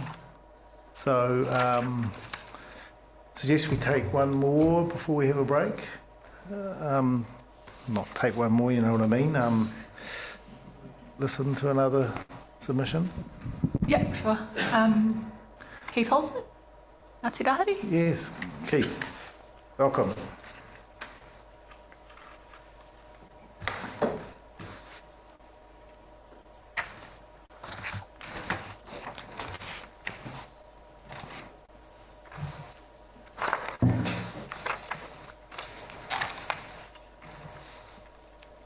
You have a presentation as well for us. A very short one, sir. Thank you. Appreciate Chairman, Commissioners, tēnā koutou katoa, and may I again thank all the hapu members who are here today in support of this take. My full name is Keith Holswich, and I've been tasked by my hapu to represent them during these proceedings. Sir, may I take this opportunity to put an apology in for Mrs. Marsh. She is on site at the moment and will be for the next month or so, excavating a very important archaeological site in the Rohe. Due to unforeseen recent events, our submission on this matter was rather sparse. So from the onset, I must say that we fully support the submissions by all other iwi and hapu submitters on this process. I take it our submission has been read, and my summary will be in 3 parts: Waterbodies, Indigenous biodiversity, public access. And in my conclusion, I only make 3 points. Thank you. With respect to the Waterbodies, in our submission, we quietly explained why we considered that all our water bodies are significant to us, and we gave examples of 3 of them. We are extremely pleased, therefore, that Council has removed the term significant water bodies and replaced it with scheduled water bodies. But whatever they are called, one of the most important matters for us coming out of these hearings is not just the protection and sustainability of our waterways, but their restoration. And that has come through loud and clear at previous hearings. We simply cannot be doing the same old, day after day, while our rivers and streams are being damaged, destroyed, or desecrated. And I'll talk a little bit more about this later. Our previously supplied map shows that by far the majority of our hapu rohe is contained within the rural environment, with some being in the major facility zone. So we have been looking very closely at activities, including petrochemical development, that can have a detrimental effect on us. We believe that restoration of our waterways must be considered in every aspect of this plan, whether it is subdivision, earthworks, network utilities, or any other matter. No matter how small, each of these activities can have a cumulative adverse impact on our rivers and streams if not managed correctly. Paragraph 7, despite reading a Section 42 report numerous times, we are unable to fathom out why so many of our hapu rivers and streams have been left out of the schedule, while others have been included, especially when they have exactly the same values noted. It appears to us ever so slightly, Mr. Chairman, that many of our rivers and streams may have only had a cursory desktop study carried out, rather than an in-depth field investigation. And that with tongue-in-cheek, it appears the further away from New Plymouth you are, and we are the furthest, the less streams are included. I think we mentioned in our submission that this chapter appeared to us to be a rehash of the old plan rather than a new comprehensive study. For example, our Manu stream, which is included in the schedule, is quite rightly shown as having cultural values. However, there are no recreational, public access, scenic or amenity values noted, even though the stream bisects the coastal walkway and Esplanade Reserve that runs along the sea cliffs in front of Methanex. Why then is the stream on the list? Or why are no amenity values noted? We are advised that this matter must be left to a future plan change after this one is approved. That's a shame. And it's a shame that it could not be sorted here and now, but we will leave that matter here. I have a very short slideshow that I'd like to show, but if I may at this time, I'd like to advise that I am an iwi elected representative on the Taranaki Regional Council Consents and Regulatory Committee. And while that has nothing to do with this council or perhaps even this hearing, it frustrates me, it annoys me, and it pains me to read TRC reports year after year of the same old people and the same old organisations polluting our rivers and streams. Sure, there are countless abatement notices and fines being issued, but the fact remains, consents have been issued that have had and do have serious consequences with our waterways. So I put this question: wouldn't it be easier and more efficient for this council to ensure that the objectives, policies and rules of this plan never allow an opportunity for anyone to damage, destroy or desecrate our streams, as I understand that Te Mana Te Wai expects and that we expect? The alternative is allowing adverse activities to take place, and when the inevitable happens, say, oops, sorry, hapu iwi, that shouldn't have happened. Oh dear, never mind. Because that is exactly what we feel is happening now.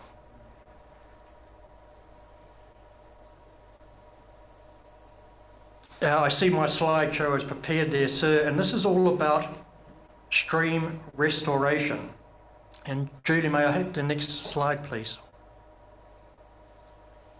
Sir, in 2002, the applicant for the Pohokura site development in Motunui described our very culturally important Waipapa stream as a muddy, inconsequential ditch and wished to treat it accordingly. It was a no-brainer to us that we took them to the Environment Court. where an agreement was reached to not only protect and sustain our stream, but to enhance it. The subsequent operators of the site, being very good corporate citizens, have done just that and have taken on the responsibility for continual restoration even to this day. This stream meanders through a major facility zone. It is now healthy and it is thriving. And without saying it too loud, sir, it's got some of the tastiest watercress and juiciest eels in the district. This stream is not in the Waterbodies schedule. Next slide, please, Julie. In 1984, when the Methanex petrochemical complex was established, our Manu stream was totally destroyed. However, measures were later taken to enhance the stream. This photo, taken in 1996, shows the first phase of that restoration through an artificial watercourse, and that has continued to this day with yet another good corporate citizen. This stream is in the Waterbodies schedule and is the one I mentioned previously. The next slide, please, Julie. Sir, this is my whānau urupā at Motunui called Puketapu, a wonderfully serene and sacred place to me and my whānau. At the base of this urupā runs a Parahaki stream. Thank you, Julie. And this is our stream, more important than any other within our rohe for my whānau, as it cleanses us after visiting our urupā. This is how the stream looks now, and as it did 15 years ago. Thank you, Julie. Sir, this is what our sacred stream looked like 14 years ago. You've heard this afternoon how water is our life. Where is our life in that stream? How on earth are we to use this stream for our cultural needs when it is in this state? Of course, not all this mess can be attributed to the 14 dairy and petrochemical discharge permits and water takes that have been issued for a short 4 kilometres of the stream. But those permits most certainly never helped. This photo most definitely shows the effects of cumulative adverse effects. Julie, if we can go to the next slide, please. And that, again, is how the stream looks today. The restoration of the stream was as simple as changing consent procedures so that dairy and effluent discharge did not go directly into the stream, but went to the land instead. It was as simple as going to the landowners and saying, please, can you plant some riparian planting? And within 2 years, that stream was getting back to a healthy state that we can use again. As I said, these matters are related to the TRC, but the point I'm making is that this council has a golden opportunity to play a part in restoring our streams so they may all look like our Parahaki is today, simply by adding the necessary objectives, policies and rule safeguards in the proposed plan to stop adverse effects before they happen. And because of this, we support the removal of any permitted activity criteria which excludes resource consent from being required where a consent from the TRC has been granted. And we note that this is what this matter has been raised by the petrochemical industry. We feel the inclusion of this permitted activity will simply strip away a layer of protection for our waterways, and that can be no good for both us and the environment. We simply say to Council, please remove any permitted activities immediately adjacent to our streams. I think, Mr. Chairman, we have a choice, and the outcome of Council's decisions will be a choice between that photograph you see there or the one before. I would much rather have that one. And I must say that at this stage, very little of this problem we've got is caused by this particular council consenting issues. We are worried that it could happen in the future. With respect to Indigenous biodiversity, there are others who have made much more learned submissions on this than us, we simply say we fully support what others are saying on this matter. With regards to public access, as mentioned in our submission, we are fierce advocates for hapu iwi rights to access waterways both for customary and cultural use. And we will take any opportunity, especially during the subdivision process, whether large or small, to insist that such access is provided for. However, the protection of our many historic sites that exist beside our waterways must be protected from inappropriate public access. We simply cannot have every man and his dog walking over urupā sites, for example, as happens now along the Esplanade Reserve in front of the Methanex petrochemical plant at Motunui. This is totally unacceptable to us, as we've advised Council on numerous occasions. And I've made a note here, Mr Chairman. We understand that territorial authorities move very slowly, but it has been 25 years since we last raised this issue. And certainly, Mr Chairman, as shown on my slides, if an esplanade strip was to be set apart alongside the Parahaki stream, then it would encroach on our urupā, and that must be avoided. In my conclusions, Mr Chairman, and there are only three. First one, in simple terms, we believe that all our waterways should not only be protected and sustained, but also they should be enhanced. And this can be achieved by simply not allowing activities that may adversely affect our waterways to take place in the first instance, or by insisting on enhancement through the consenting process. The second conclusion is the one I mentioned before, which is not on my notes, and that is that any permitted activities adjoining any of our streams be removed from the plan. And the final one, sir, access for hapu and iwi alongside waterways should be afforded at every opportunity, subject to appropriate protection of our historic sites. And that's us, Mr Chairman. We look forward to participating further on this plan update. And once again, to our hapu and iwi whānau and to you commissioners, we acknowledge your presence here today. Tēnā koutou katoa. Thank you for taking the time to listen to us. Happy to take any questions. Thank you very much, Mr Holswich. Commissioner Coffin. Thank you. Thank you, Mr Holswich. I had read your evidence and I didn't have a question, but one came to mind while you were presenting, and it's in regards to where you may want to restrict access to every man and his dog in regards to a site of significance. And you gave a good example of an urupā, and I was thinking of some traditional ways of restricting access, like a fence for humans, that is, not for stock. A sign that says, please do not enter, please respect this area, it's a sacred site, those types of things. There might be awareness or education programs in the community where people know about it, or they're in the schools, so the kids can tell the adults who might be a little bit hard of hearing.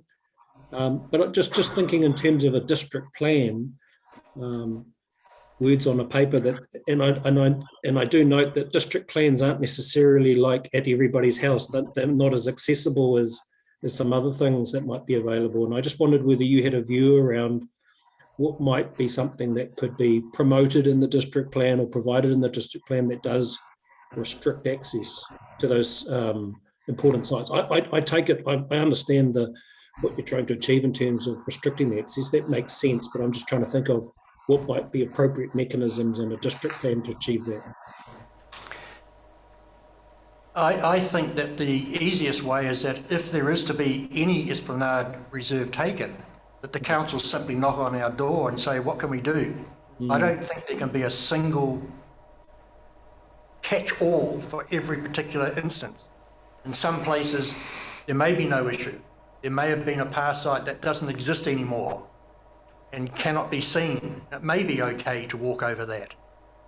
Or we can come back to council and say, no, there is a disused urupā. You cannot see it there now. Fence it off, plant it off, put a path around it. Signs don't work, sir. Blocking access does. And that's the only way we've been able to stop every man and his dog at Motunui, is to secretly go out and, I shouldn't say it, but put plants across the walkway so no one can get past. Thank you. Thank you. Commissioner Littlejohn? Tēnā koe, Mr. Holswich. Sure. Thank you. Thank you for, as always, an attention to detail, which is very, very helpful. Your paragraph 10 of your exchanged brief, I must say, initially was a bit of a light bulb moment for me when you said, look, you start from the position, all of the waterways are significant, and I don't apprehend anyone's debating that. But I think what you've suggested is let's call this list what it is, and it's a list of preferred sort of esplanade strips, rather than trying to categorise and list the values of all of the waterways in the region. So that was quite as I say, a bit of a light bulb moment, because it caused me to go and reflect and line up the public access chapter and the Waterbodies chapter, and you probably have done it yourself, but when you do that, there's no real alignment between them at all, because the public access chapter doesn't rely on the schedule of water bodies. It relies on these dotted lines that are on Correct. the spatial layer of the map. So that's an interesting problem. And then I think where we get to, and I'm starting to really understand the weight of the submission, that if all water bodies have the same significance, then why are we differentiating how far back earthworks and buildings should be from some who are listed and some who are not?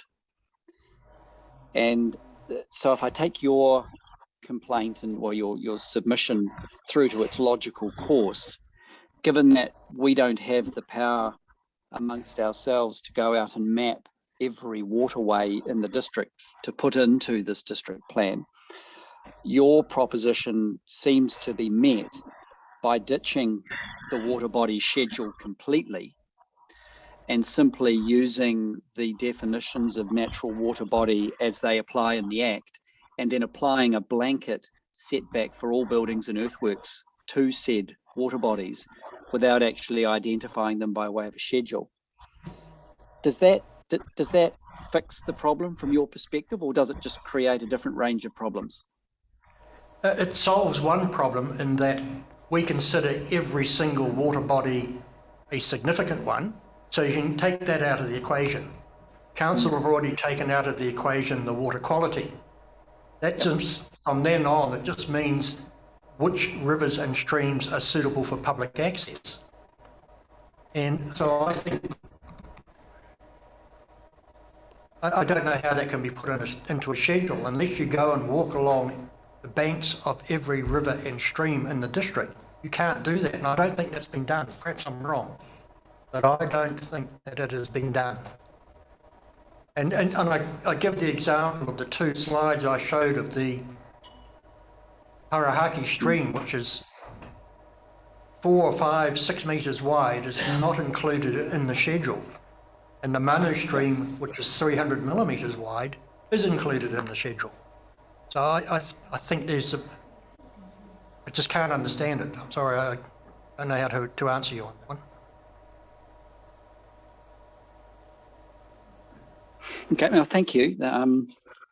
I think I understand. I very much do understand that point. I guess the thing that strikes me, and it was the first observation I made, that there doesn't seem to be a link between Schedule 9, which is the schedule of water bodies, and the public access corridor chapter, except to the extent we've got a column by these water bodies which identifies recreational, public access, scenic or amenity values. Because I'd understand all of the access corridors that were preferred by council or otherwise just depicted on the planning maps rather than by reference to a schedule. But Yes, if I may say, I'm not a geek planner, as Commissioner McMahon describes himself. My evidence is simply based on life experiences and being in the field, so I can't answer those technical questions about how such things should be implemented. That's the geek planner's job. yeah, well, I think what you are helping us with, and so many of the other witnesses that we're going to hear from, is really, to some extent, ground truthing how we feel about water bodies generally, and whether, if we're going to schedule them, that's the right way to respect them.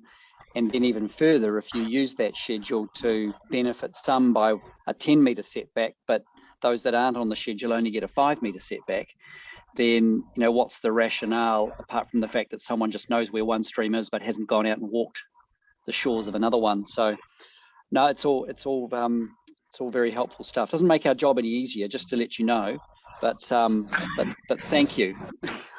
All right. Commissioner McMahon, can you help us? I wish I could, but all I can say is guilty as charged. But no, certainly, I certainly like to delve into the derivation of rules, Mr. Holswich, but I can tell you also that I also practice the application of those rules through my development clients in other parts of the country too. So I certainly understand the importance and meaning of words. So look, the issue that I had for you is exactly the one that Commissioner Littlejohn's raised. And you might recall I'd asked the reporting officers to come back to the panel as to what the purpose of Schedule 9 was and what it was seeking to achieve. So the points that you raise in your paragraph 9 and 10 in your original evidence certainly resonate with me. I do have an additional question for you, though, coming out of that, and what territorial local authority function do you think the Schedule 9 is fulfilling in terms of Section 31 of the Act? What's that schedule actually attempting to do from a district council perspective that the regional council, as distinct from the regional council? In all honesty, I can't. I don't know. I really don't know. If we can determine that all water bodies are significant and that all water bodies must be protected with setback distances, etc., done. Do we need a schedule? I don't know. That's not for me to say. Okay. But you do accept, I think, and your slides might illustrate this, that the regional council is primarily the jurisdiction for water quality and the discharges of contaminants into water bodies, and that's not prima facie a district council function. Correct. You accept that from your regional council experience. Yes, I sit on the consents and regulatory of the regional council, so yes, I understand those matters. Yes. So setbacks might assist in water quality outcomes, even though it's not part of the direct jurisdiction of the district council, by avoiding activities or earthworks or whatever in close proximity to a waterway. That's a sort of an indirect function of setbacks, presumably, in addition to access. Absolutely. If I can give an example, if the district council gives, for example, a petrochemical industry the right to set up a site on a paddock, and the only place for that water to go is into our stream, I'm just wondering whether the district council should have some sort of opportunity to say no. Sure, the discharge of the water to the stream is the regional council, but the district council should be looking at and not washing their hands of it, but saying, this is not right. The only place for that water, stormwater discharge to go is into the stream. No, go somewhere else. I know that's a tough one, sir, but that's my view.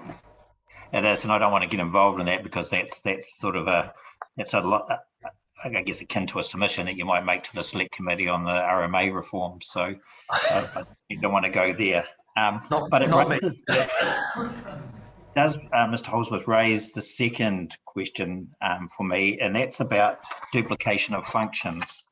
And you've said in your submission that where there's a rule in the district plan, proposed district plan, that says where this is covered by a regional council authorisation, then the activity is permitted in the district plan. And you've said that you don't like the sound of that, and that it's important to have two sets of controls rather than one. Two is better than one in that case. But I'm just wondering, assuming I've paraphrased what you've said correctly, whether that's more of an indictment, if that's the right word, on the current TRC regional planning rules as opposed to the need for multi-layered rules. And might it be a reflection that maybe the TRC rules need to be reviewed, and if they don't, then the monitoring and enforcement of those rules needs to be looked at closely. So I think it's come out several times that by far the majority of the TRC rules are about 20 years old and simply don't reflect today's attitudes and the way we work today. And until those rules are updated, we as a hapu have got to look to this council. We're going to go to the nearest people to us to get protection. At this stage, it's this council. Yes. Probably in 5 years' time, it will be the TRC, but at this stage, we're looking at this council to help us out. Yes. What do you say to those that would say that in terms of Section 32 of the Act, that we need efficiency and effectiveness? We need, rather than multi-layers, we need strong single sets of rules dealing with concerns that fall clearly within the jurisdiction of a given council.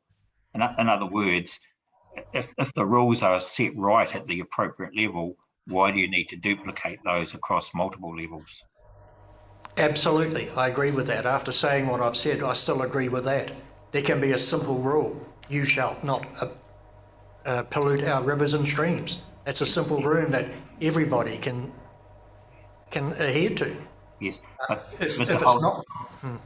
Holsworth, isn't that a rule that would emanate? It's an outcome, whether it's a rule, but let's pretend it's a rule. Wouldn't that come from the regional council, given their jurisdiction is on water quality, as opposed to from the district council? I was thinking before, when people were talking about what happens with rules. There's a rule on the road at the moment that you can only drive 100 kilometres an hour, but people speed. If there was a speed hump every 100 metres down the road that flattened your tyres if you went faster than 100 kilometres an hour, you would not speed. That is what I'm trying to find out from the council. Put something in place that stops it from happening in the first place. Don't have a traffic cop down the end of the road ticketing people for speeding. Stop them speeding in the first place. Yes. How that happens, again, I'm not a geek planner, I don't understand that. That's what I'm saying. Don't allow the opportunity for anyone to pollute the rivers and stream before it happens. I understand that message, thank you. Just for me, and I guess just for, I think it's Ms. Young's benefit, just an idea of the linear relationship between the public access rules and the Waterbodies rules would be useful when you write a reply. Look forward to receiving that. Thank you. Sure.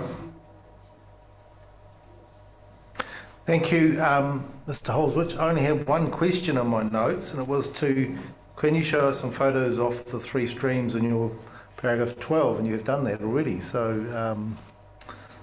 nothing further from me. Thank you for your assistance. Thank you very much.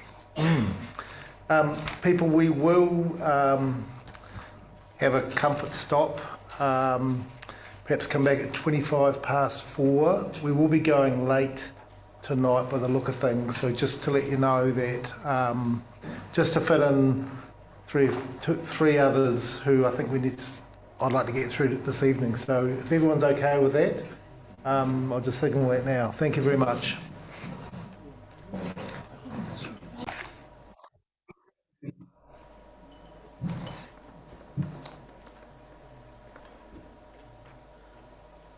Welcome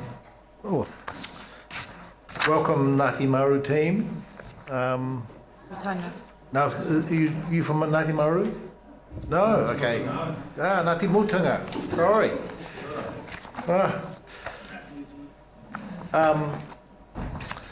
Just a procedural matter before we got underway. Julie's been having a discussion with the staff team, and this is just a heads up for the commissioners. There is a preference, seeing we're going to have a reasonably solid day again tomorrow, for them to report back on Wednesday morning. It is in our schedules, but just wanted to alert everyone to that request. One of the issues we have when some of us are here and some of us in other places is we don't have a chance to confer on this, so just signalling that, and we can have a chat at the end of the day if send me a note if there's any issues with that. Yes, Ngāti Mātunga. Over to you. Ka pai o tēnā koutou, mihi ana o koutou rā, e wai atu rā i o ngā kōrero ko kōrero tia, ko okatakotoria e pāna ki ngā mihi atu rā ki koutou. Nō reira, mai tītuki ki te rau o te uia, mai te wai o Kuranui ki te wai o Miirau, koe rā ko te o kararunga taniwa nō runga nō raro, anei rā a Ngāti Mutunga, e mihi kau rau atu ki a koutou. So just to outline our particular boundaries, as was noted by our Chair, Jamie Tuta, from Tītoki to Te Rau o Te Huia, from the river of Urenui through to the river of Mimitangi Atua, that's our roe, that's our place, and that's where we standing and talking from in terms of our particular submission. So I won't go through the actual detail of the submission, but there are a couple of points that I just wanted to raise from that. 2 points in particular, first in relation to the water bodies and second in relation to ecosystems and Indigenous biodiversity. So firstly, Ngāti Mutunga are kaitiaki of our roe, and we have an intergenerational and genealogical relationship with our water bodies and a responsibility to ensure that they are managed in a holistic and integrated way. And I think from some of the submissions that have happened before ours, and the eloquence that some of our other submitters have responded in terms of how that holistic way and integrated way happens is very similar to the way that we approach things, and we acknowledge those submissions as well. The welfare of our people, of course, is intrinsically linked to the welfare of our water bodies, and my tauranga Māori plays a big role in the decision making for our iwi. As kaitiaki and tangata whenua, we are best positioned to determine what in our area is culturally significant for us and which water bodies, ecosystems and Indigenous species hold a level of importance for our iwi. Our submission is underpinned by the values that are contained within our iwi environmental management plan, and simply in terms of water bodies, we do not agree with MPDC solely determining which water bodies are significant and culturally significant. We also do not agree with MPDC solely determining which habitats of Indigenous species are deemed to be significant. With that said, tangata whenua are best qualified to determine what is culturally significant, and all we simply ask is that we determine what is deemed to be culturally significant in our roe. We also support other iwi and apu who hold the same view and position to ours. In terms of ecosystems and Indigenous biodiversity, as tangata whenua, Ngāti Mutunga have kaitiakitanga relationships with the environment, with an obligation to repair the damage to the ecosystems and biodiversity within our roe, as evidenced by the creation of Te Koanga Uru, a multi-iwi collaboration aimed at restoring our local ecosystems on a large landscape scale. As noted, our submission is underpinned by the values that are contained within our iwi environmental management plan.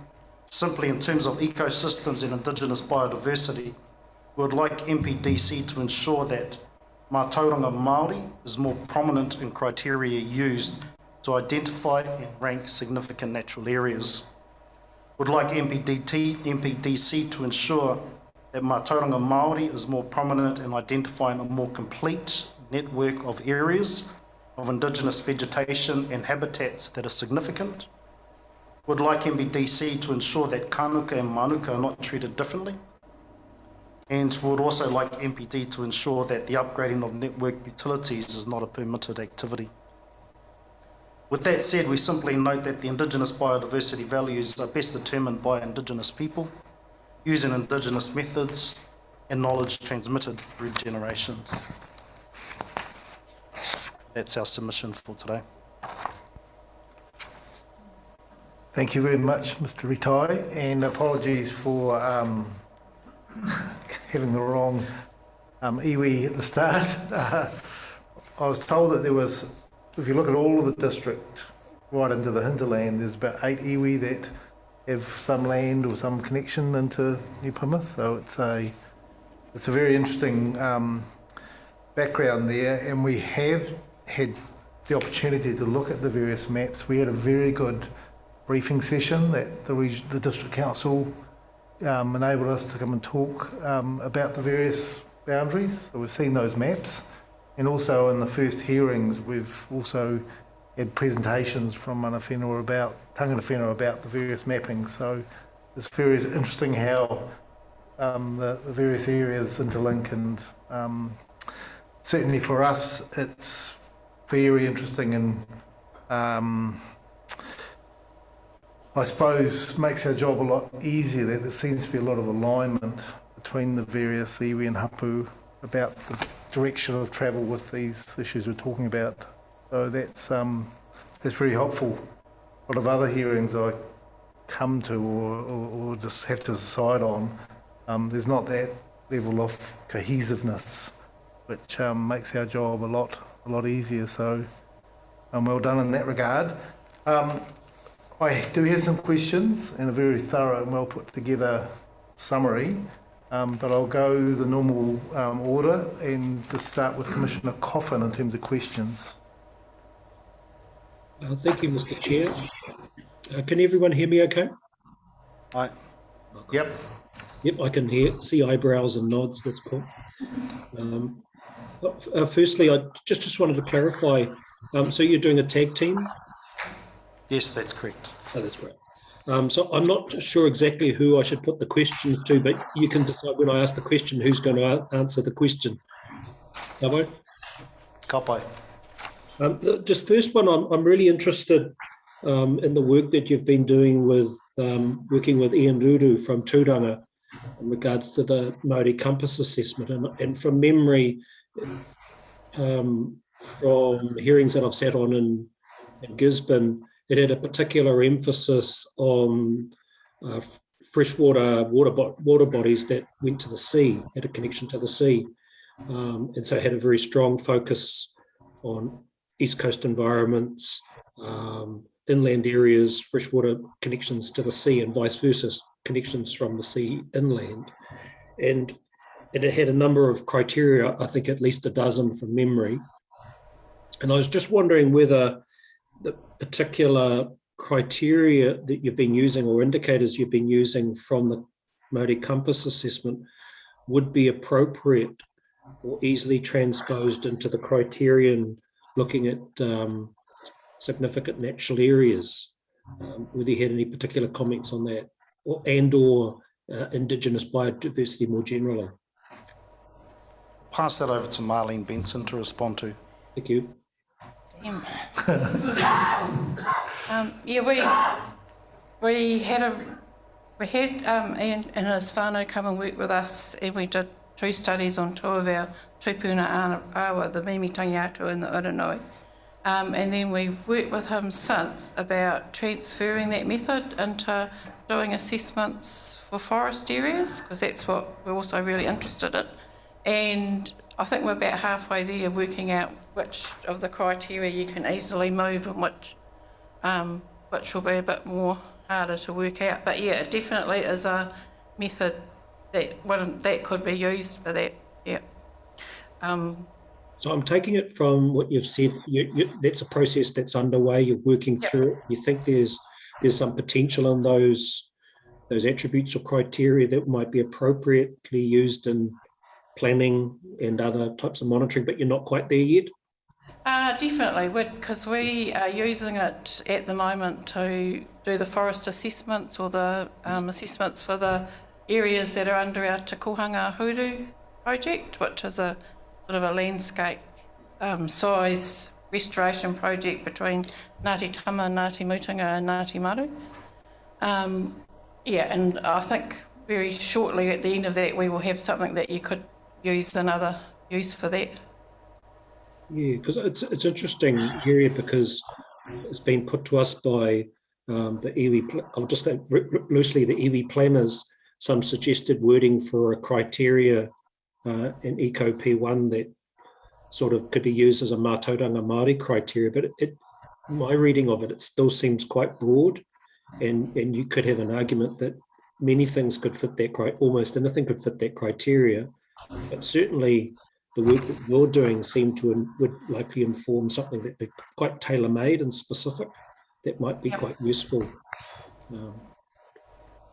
But it might be a timing issue in terms of where we are at this present point in time, and those criteria might be useful a little bit, perhaps in the application of the policy, perhaps.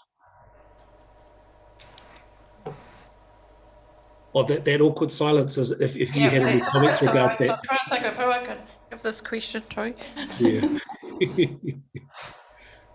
If I can just briefly respond as well, just to support what Marlene was saying, and sort of probably just to consider the flow of your questioning.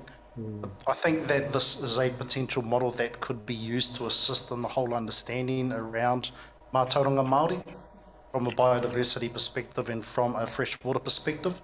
Like you say, it's quite likely in early days in its development, but it would definitely be a good conversation to have with the likes of Ian Ruru to see how something like this could be developed, could be tailored to be able to be utilised in I suppose well, you've done 50% of that work. In that 50%, are there some obvious criteria that would be immediately applicable?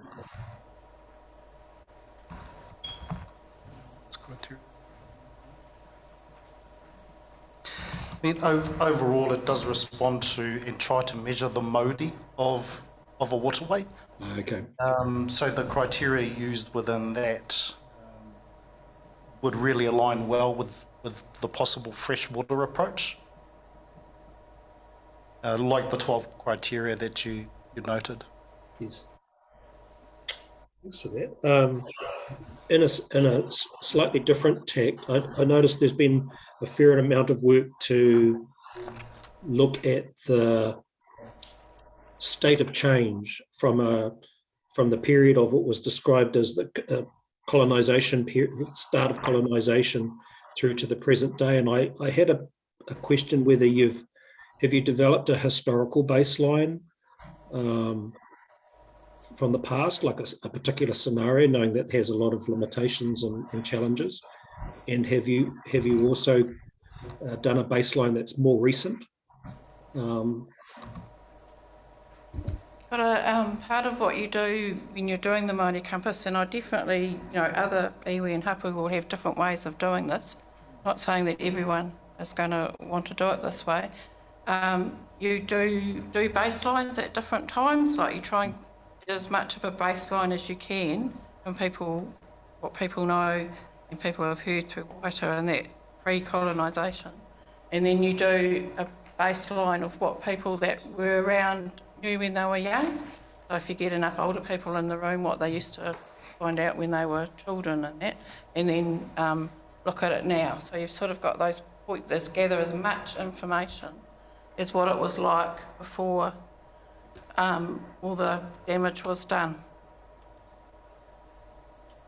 So you've got a sort of a before and after values for what you're looking at changing, what you can do to restore it. And I think it's the restoration part that's really important in the Māori Compass, that's really important for the forests. So in terms of what that baseline looks like, is it a narrative, like it tells a story based on? people's living memories and what they remember. It's yes, so you record all that, and then because so there's a narrative to it, and the more people you talk to, obviously the better this works. So it's a really slow process, it's a really thorough process, as opposed to some of the other ways people look at water quality and that. Takes a long time, there's about 300 questions, and you can argue about every single one of them. But then at the end of it, you get, because it's for the planning, it's for RMA purposes and that, you come out with numbers because we know how much people like the TRC and that like little numbers and the NPDC like numbers. So it comes out with a very visual thing of what it was like before and what it is now. So you can actually look at it, but also you have a lot of figures to back that up. But I do emphasise that the idea of it is that you work out what the problem is on your tauranga Māori values, and then you work out what Western science you need to inform that. So it's not a balance between Western science and tauranga Māori, it's actually tauranga Māori, but using Western science if you need to prove what's going on. Like we used it on the Uranui estuary with the sewage going in. And I suppose we can't really expect the NPDC to spend $30 million just because we say there's sewage going in there. So we'd use the science to give some figures to say, yes, it is, even though everyone knew that without proving it. Does that make sense? Yeah, it does. Yep. It's probably a bit much money for people to spend just because you tell them you think it's happening. Is there enough sensitivity in the model that you're using, the framework, to say, for instance, if you picked a point in time like 2020 and you came back in 2030 and did another state of the environment, the numbers would change, do you think? Does it have that kind of sensitivity? Oh, yeah. Depending on how much work you've done, of course, and that's the whole aim of doing it. So you can work out what needs restoring, what's the best thing to do to make those differences. Thank you. Just looking at your evidence of you both, and just one of the recommendations was around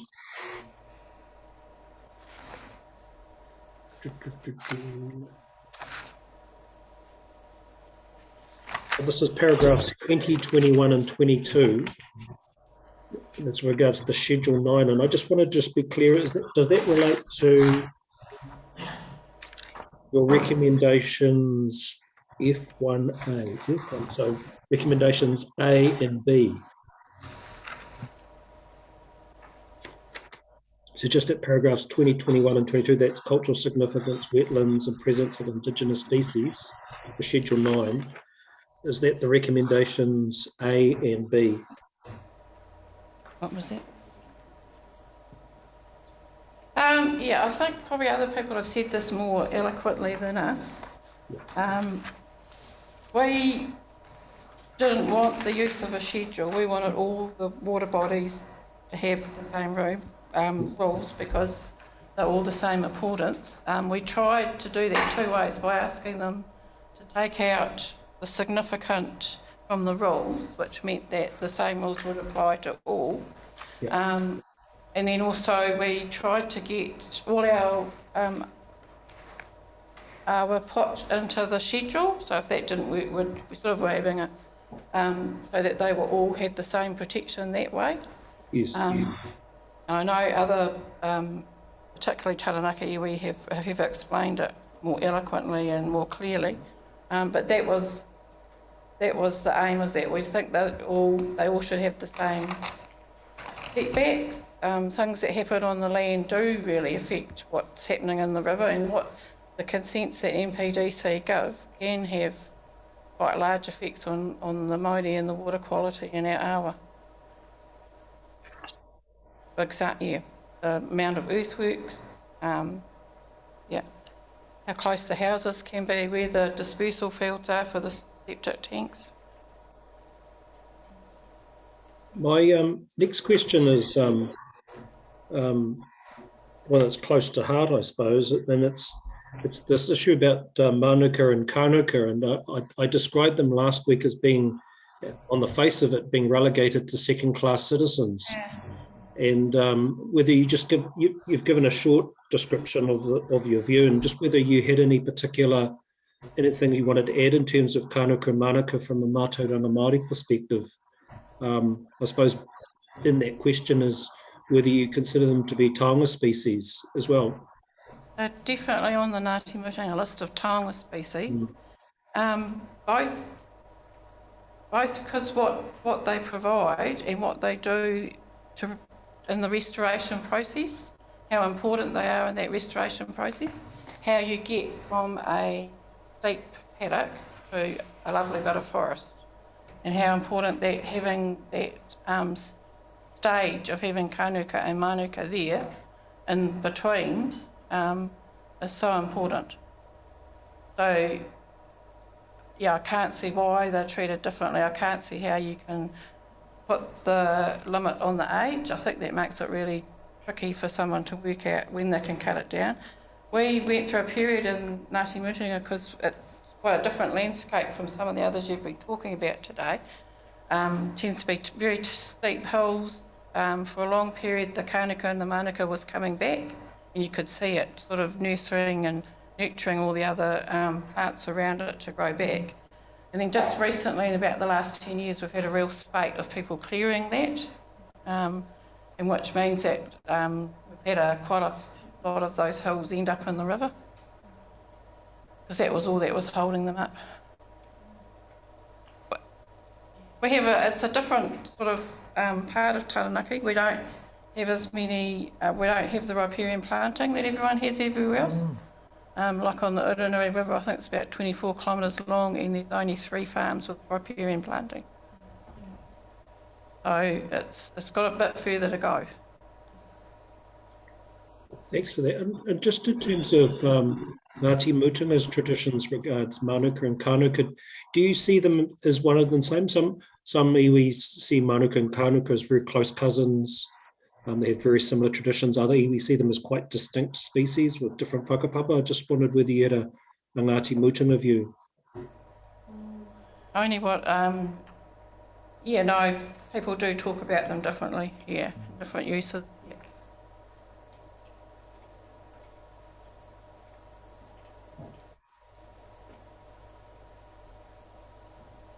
The next one, I think this is my last question, I think. This is just in regards to your recommendations F, and it says remove the upgrading of network utilities as an activity provided for in Eco Rule 2. I suppose this word of upgrading in your evidence you've provided is, I suppose, a fear that upgrading might be camouflage for. It doesn't necessarily give you an idea of what the scale of the upgrade might be, and it might be partly upgrade, but partly new infrastructure and all those types of things. So certainly I've heard in other hearings I've been on where a project is called upgrade, but when you're actually considering it, it's actually something quite new, quite significant, and isn't necessarily strictly an upgrade. Is that the type of thing that you're concerned about? Yeah, that is definitely the type of thing, and I think it needs a sort of a footprint limit or an amount limit to go with it, so that you cannot get away with an upgrade that is, for all intents and purposes, something new and large and damaging. Have you experienced something that has been called an upgrade that you could share with us that you were concerned about?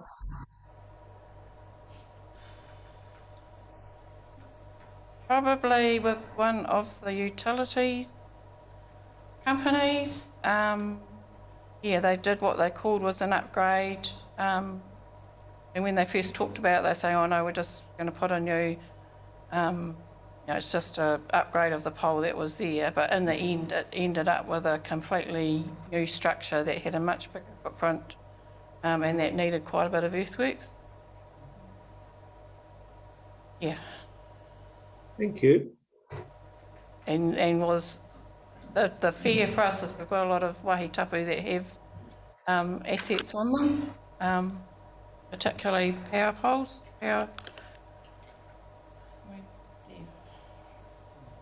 Thank you. I think that's all my questions, Chair. I'll just have a double check. Yep, that was all my questions. Thank you. Thank you, Antoine. Kit? Tēnā kouroua. Question I asked Sarah, and it's one I'm going to ask both of you. It comes from the protection and restoration work that you're doing, and I wanted to see whether whether you had any examples of regulatory barriers to being that add unnecessary cost to restoration projects.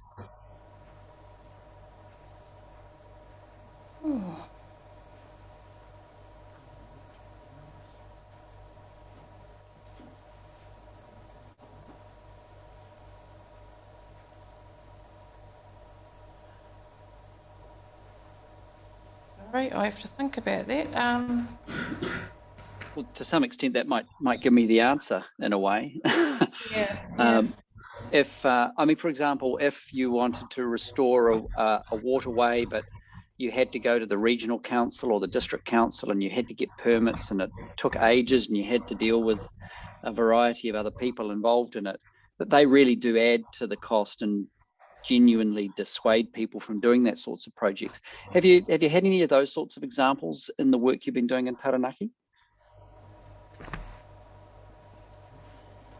Yes, we probably have. We work on public conservation land, and that can be a few hoops to jump through to be able to get permission to do the work to start with, and then be able to do the work that you want to do. There's also this, I think there's a growing difference in the quality and the intent of pest control that iwi-led groups do versus the traditional what DOC wants you to do, or what other, and that can be tricky.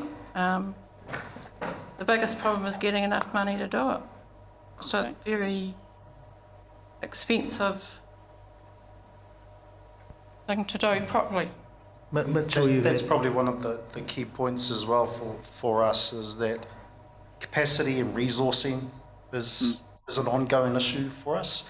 Would love to be able to respond to the amount of work that needs to be done within our roe, but we are restricted to, one, what we're able to do, and two, what we can actually resource financially as well as through capacity and capability. In general, access to places to do your monitoring is reliant on you negotiating with the landowners, or and that can be really difficult. You have good relationships, and so it's maintaining that relationship with the awa that can be a real challenge. Good point. Okay, all right. No, thank you. That's very helpful. Thank you, Kit. David?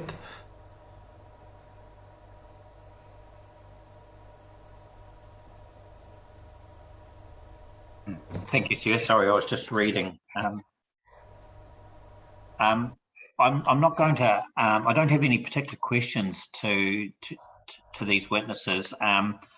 What I want to focus on, I guess, is where these concerns hit the road, and that's at the policy and rule level. And so, the questions that I will have will be to the three planners at the end of the process. But I guess I should just highlight that I'm not always seeing a connection between the concerns that are being expressed, such as the ones just now, and some of the rule relief and policy relief that was attached in the red and blue track change version. Now, whether that's intentional or not, I'm not too sure, but that's just a heads up to Sarah Marco and co. That I guess I need some explanation as to how some of these concerns are being translated into the rule and policy framework, or whether the document that I've got in front of me is only one iteration of how those policies and rules might change. that was all from me, sir. Thank you, and I think we do have 3 expert planning witnesses that have, each of them have some, the way I'm reading it, they've tackled some different issues. There's not one comprehensive list, or schedule of all the requests. Is that right, Ms. Mako? Of each of yours and Ms. Bellamy's and Ms. Hakapora's expert covers different areas. That's the way I've read it. Yes. Yes, there's not one comprehensive markup. Yes, no, I read it the other way, sir. I was treating the markup at the end of the document as a sort of a surrogate for all 3 planners, but clearly it's not. And so that just raises a question in my mind as to what's the latest iteration of a release for the other 2 planners.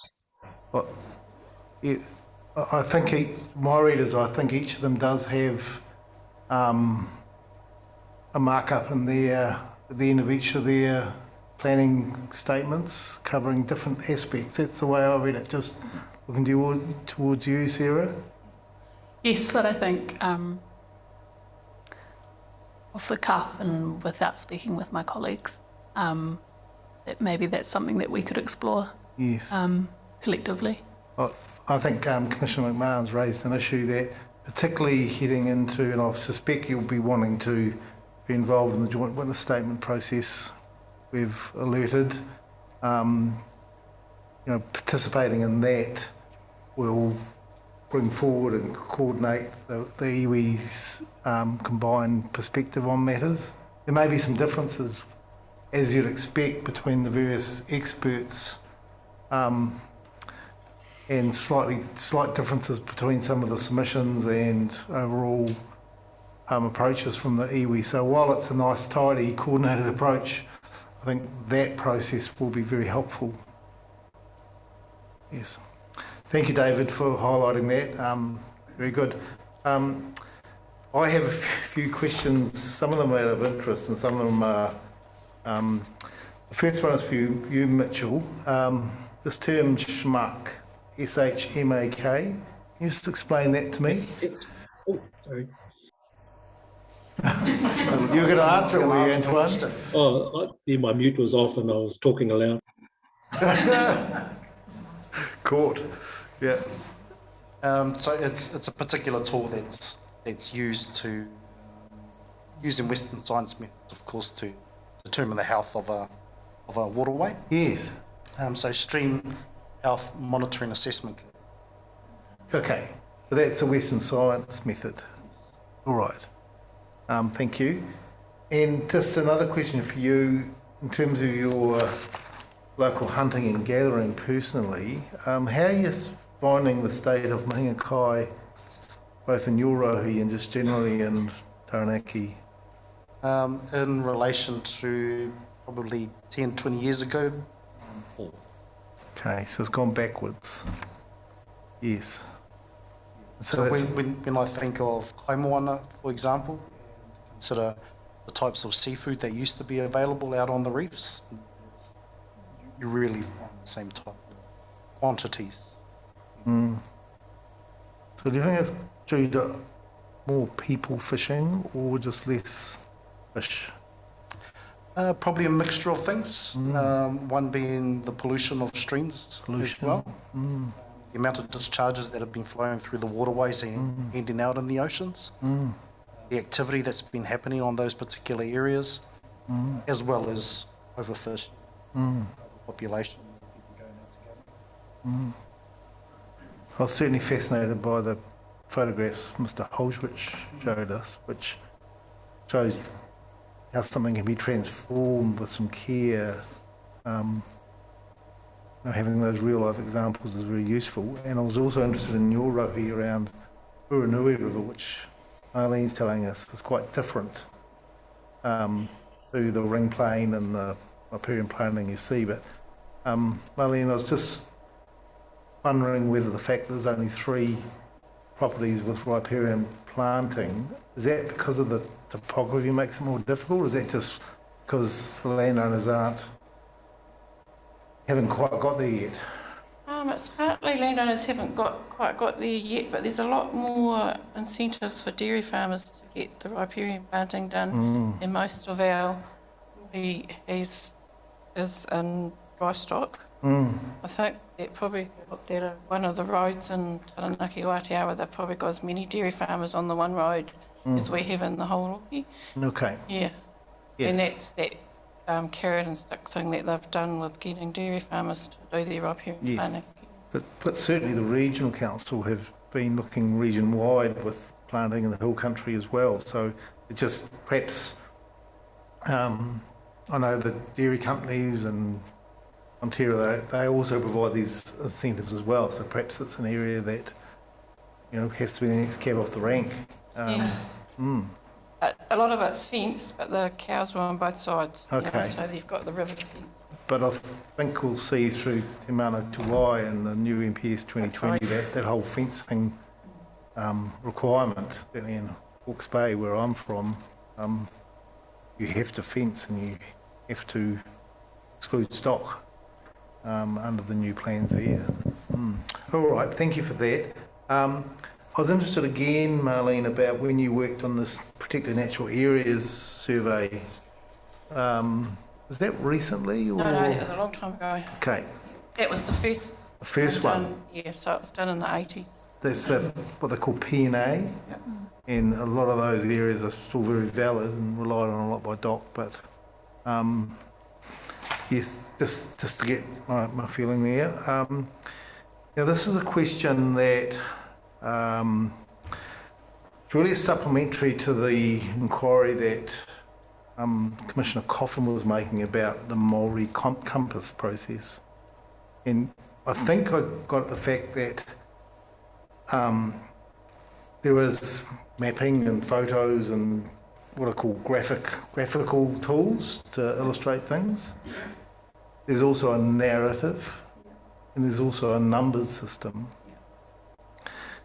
I have had a lot of experience with what they call multi-criteria analysis, which sometimes it just has the numbers, sometimes it just has a narrative, sometimes it includes both, which has narrative to explain the relativity between the numbers. Is it that third approach that you do, or are the numbers sitting alone from narrative? No, probably with it, yeah. So, yeah, and it does have a field work, so it's got a field work component about going in and you pick which tonga species you want to measure, where you can do 3 or 4. So there's the gathering all the information you have about people's understanding of what was there, what it looked like when they were young, what they've heard it looks like. What used to be gathered there, and go and measure what's there now. Yeah, and then use all the other information available to give a picture of, from a more Western science view, if there's anything that, picking up that information as well. But the prime thing is the tauranga Māori value that you're wanting to look at. Yes. Oh, I'm very interested in this whole subject matter. I see it as much science as Western science. It's just a different approach. Yeah, it's very, very thorough. It's much more, yes. A lot more work in it than doing a schmeck test. And I was also interested here that it brings in a range of people's, our old people's memories are valuable, and you're capturing that. Yes, it's essential. Like the people that we had doing it with Ngāti Mutunga were aged about 2 to 70 something. Yes, I saw that in your evidence. Yes, really, really important. Right. This may be a question more for Ms. Wakaira, if you're listening in there, Maya. It's about wetlands, and they always fall between the land and the river, and who's responsible? Are they district council? Should they be in district council SNAs, or should they be in ones in regional plans.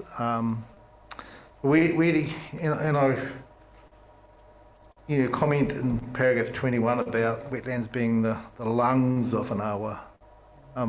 Take a lot of your streams and rivers that perhaps arise in spring-fed areas that have a wetlandy start to them and start flowing through. Is that right? Yeah, that is. And the trouble is now they're drained, the river levels just go up and down quite considerably and very fast. Yes. Yeah, because there's no without the lungs pumping up. They're not. No, they're not there to make it a more gradual, more gentle process. Yes. And that has huge effects on the riverbanks. Huge effects with the erosion, and huge effects on all the habitats that are supposed to be in those riverbanks. So I think that's separating them out. Yes. Doesn't make any sense. You may have been here when I was talking about the Kapiti situation, which has lots of these SNAs that are based around there. Kapiti is basically the sea, a big plain, and then the hill straight away, and there's a lot of those dune systems and lakes, and quite a lot of inconsistency between the regional council mapping and the district council mapping for wetlands. But where are they best sat? And this is where perhaps Maya can help us. Are wetlands in or out of scope for district plans? My fellow commissioners can probably tell me as well, but what's your understanding, Maya?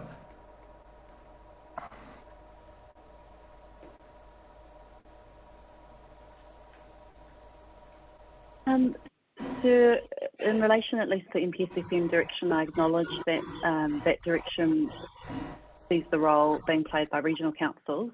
Nonetheless, I think it's the point that Commissioner McMahon has been touching on about where there is a role in relation to into district plan issues where they touch on matters related to why.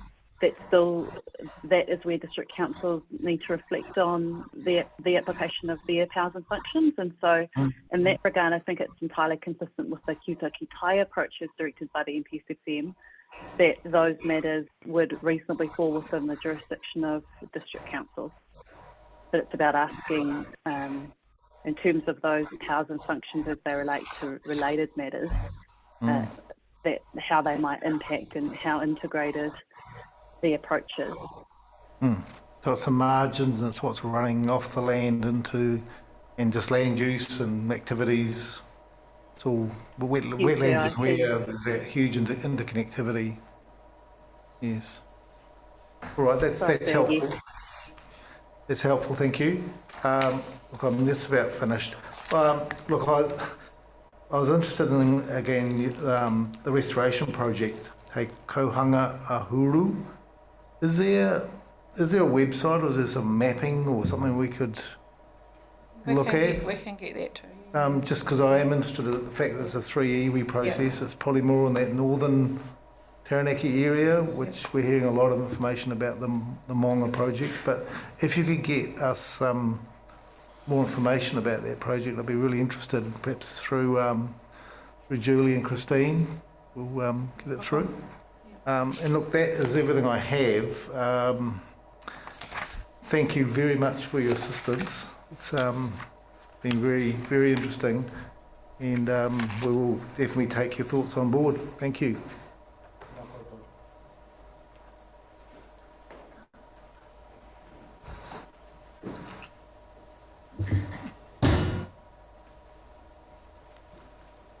Who do we have next? So I don't muck it up again. Oh, did you muck it up? Pardon? Did you muck it up? I called Ngāti Mutanga Ngāti Maru. Oh. Aroha. Hopefully I had it written. Ngāti Maru. So Anaru Marshall from Ngāti Maru is going to speak tomorrow morning actually, and he may, I think his evidence does cover up some of Te Kohanga Ahuru. Okay, yes. But our next speaker is Patsy Bodger. Well, Auntie Patsy makes you way up. I just wanted to let you know, in the original hearing schedule we had Pukitapu Hapu registered to speak as well. So Pukitapu Hapu hadn't prepared any written evidence. Yes. And actually unavailable to come to the hearing, but I'm not sure if any of the panel had read their submissions and you had any questions of them, we could try and make them available, try and see if they are available. We'll certainly have a look at their submission and let you know in the morning if there's anything in particular. Welcome, Patsy. Nā koe, yes. Yes. Kia ora te wari. The floor is yours. Just take us through what you'd like to tell us. Ko taranaki te maunga ko Waitara te rawa, ko o wai te marae, ko te aria o te iwi, ko manukurihi te hapu, ko Patsy Bodger. Nei rātere o te ori, no runga ana mai o manukurihi, o wai I mihi nei. He tangi nei ki ho tātou ma te tuatini ko ngaro atu ki te pō. He mihi ki nganga waka tūpuranga, kokiri I henei ka tū ka papa. Patsy, just bring the microphone just a little bit closer to yourself. Yes, thank you. Ara, te oranga o te te ao, te oranga o te tangata. I oti anō ko te whai noa I ho tēnei I ngā mahi ki a eki te kaupapa, nei ki te taumata I tikan ana. I'm providing a statement in support of the submission of Manukuri Hapu, as well as the submissions of Te Kotahitanga I Aotearoa Trust. I have been a resource management practitioner for Manukurihi for over 10 years. Over that time, I have experienced the impacts of effects-based planning with the promulgation of the Operative District Plan in the early 2000s through to today. Under these plans, our hapu have considered the impact of a broad range of activities, including urban development, growth, earthworks, subdivision, network utilities and public access on our relationship with our ancestral lands, water, sites, waihi tapu and other taonga, the protection of historic heritage, our ability to implement our roles as kaitiaki, and more broadly the principles of tiriti o waitangi. In recent years, Manukurihi has experienced changes in Waitara that have direct bearing on the topics of this hearing. These include the new Plymouth District Council Waitara Lands Act 2018 and the outcomes within that legislation for Waitara. Two plan changes to facilitate residential growth, a stormwater renewal project in partnership with NPDC, and public access through a salt marsh, Tauranga Waka. As a result of this experience, I understand the impact of poor engagement through both plan making and resource consent processes, poor integration between regional and local authority functions, insufficient scope to consider the full effects of an activity, and how cultural values are provided for through different resource management processes. More recently, I contributed to the development of Te Aotearoa Iwi Management Plan, Tai Whenua, Tai Tangata, Te Ao. I'd like to acknowledge here Sarah Gisborne's part that she played in developing that mahi. This plan articulates the resource management issues in our rohe as we understand them through a Te Ao Māori worldview. This plan also articulates our objectives and policies with respect to those issues. Since 2018, I have represented Manukurihi on Ngā Kaitiaki, a reference group that has provided strategic advice to council officers through the development of the proposed district plan being considered by the Commission. As a result, I understand the strategic intent of this plan and the outcomes sought for our relationship with our ancestral lands, water, sites, waihi tapu and other taonga. The purpose and scope of this evidence is to address water bodies and activities that impact on them and Indigenous biodiversity. In preparing this evidence, I have read the water bodies, Indigenous biodiversity and public access sections of the proposed district plan. The Manukurihi submission, the Te Aotearoa Iwi Management Plan, Tai Whenua, Tai Tangata, Tai Ao. I confirm I have read the Code of Conduct for Expert Witnesses contained in the Environmental Court Practice, Note 2014, In particular, unless I state otherwise, this evidence is within my sphere of expertise, and I have not omitted to consider material facts known to me that might alter or detract from the opinions I express. Waterbodies and Indigenous biodiversity. The rohe of Manukurihi extends from Ongatiki in the west, eastwards along the coast of Titirangi, up the Waipapa stream to where a line crosses the Waitara River through Manaiti on the east side and to the seaward of Mamaku on the west side. Then it turns seaward towards Ongatiki behind Puketau, Hauere and Onuku Kaitara. Manukuri have occupied this area consistently since time immemorial. The main stem of the Waitara River falls roughly in the middle of this area, with tributaries branching out across the rest of Aotearoa, connecting into the Waitara of various locations. In 1983, Te Atiawa lodged a claim with the Waitangi Tribunal over the continual pollution of the Waitara River, the impact of urban development on the health of the river and the ability for our people to utilise our traditional fishing grounds and harvest areas as a result. One of the key findings of the tribunal, among others, was that there are insufficient planning requirements to provide an adequate assurance that the river and reefs will not be further polluted as a result of further development and growth in the area, that in any event, insufficient recognition is given the Māori interest in the coastal inland waters to ensure the protection of that interest, and existing mechanisms for planning and control, and legislation governing the use of the seafood resource. Our journey alongside our whanaunga, iwi and hapu to ensure planning frameworks are sufficient to protect the health of Waitara as an individual and living whole, comprising the source from the mountain to the sea and incorporating all its physical and metaphysical elements, has planned 3 successive planning schemes since these findings.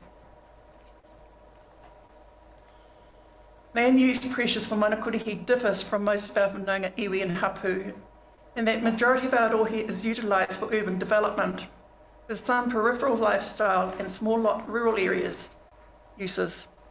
Increasingly, these rural areas are under pressure from development, with a private plan change recently being finalised to rezone land from rural to residential on Raleigh Street, as well as a number of other areas that are currently rural identified in this PDP to be rezoned from rural to residential or rural to future urban zones. Larger scale greenfield residential subdivisions, about more than 60 allotments, are now also being proposed in Aotearoa. In our experience, managing the impact of these pressures on the Waitara under the operative district plan has been difficult. Although the Waitara River and all its tributaries are recognised with statutory acknowledgements, following the promulgation of the Te Atiawa Claims Settlement Act 2016, the lack of provisions in the operative district plan specifically for water bodies in our area has resulted in an inconsistent, often combative plan change and resource consent processes to ensure our relationship with these water bodies are recognised and provided for. Generally, this has relied upon the relationship Manukurihi has able to develop with an applicant to influence already formed developmental proposals. This is difficult, arduous, and often combative process which are not acceptable, in my opinion. 3 examples of this are Plan Change 17 to rezone rural land to residential on Armstrong Avenue. In that process, many of our recommendations were not reduced into planned provisions. The resulting subdivision has resulted in substantial and irreparable damage to our tupuna awa, Tangaroa. The behaviour of the developer in that instance meant that our ability to realise our relationship with Tangaroa in this development was non-existent. A second example is a large residential development on Aratapu Street, which after over a year of engagement, the developer has undertaken a significant redesign of the development to emphasise the waiari in the development. The third example is Plan Change 49. In that process, the developer chose not to engage a cultural impact assessment until late in the process on a largely formed development proposal impacting the Mangaiti. The Mangaiti discharges into the main stem of the Waitara and one of the few remaining salt marsh wetlands across areas in the district. This wetland is one of the only significant areas of Indigenous biodiversity in Aotearoa and recognised as a key native ecosystem by the Taranaki Regional Council. It is also a significant natural area in the operative district plan. However, as it is a DOC managed area, it is not subject to any of the provisions of the ODP. In this case, the approach in the ODP to trigger rule provisions from a schedule of SNA that excludes areas that are under management from other methods, example K&E or DOC, resulted in no clear expectation on the applicant to consider the downstream impacts of their development on that wetland/salt marsh area. This only coming in when Manukurihi and Aotearoa completed a cultural impact assessment process to inform the proposal. In all of these processes, the operative plan failed to set clear expectation with the development community that water is of utmost importance, irrespective of where it is located in the district or its current state of degradation, that water bodies are not stormwater infrastructure. All water is interconnected through whakapapa, and water has its own mana, its own mauri, and its own intelligent being with memory, spirit and feelings, and that our relationship with those areas must be recognised and provided for. Manukurihi expect that the proposed district plan will remedy those issues through provisions which are clear, precise, and drive purposely towards the restoration of all water bodies in our district. To this end, I would like to draw the attention of the Commission to some context I consider to be important for the Water Bodies chapter, and other chapters in the plan which include provisions that manage activities that impact on why. Manukurihi are partnering with NPDC as a part of the Waitara Stormwater Upgrade Program.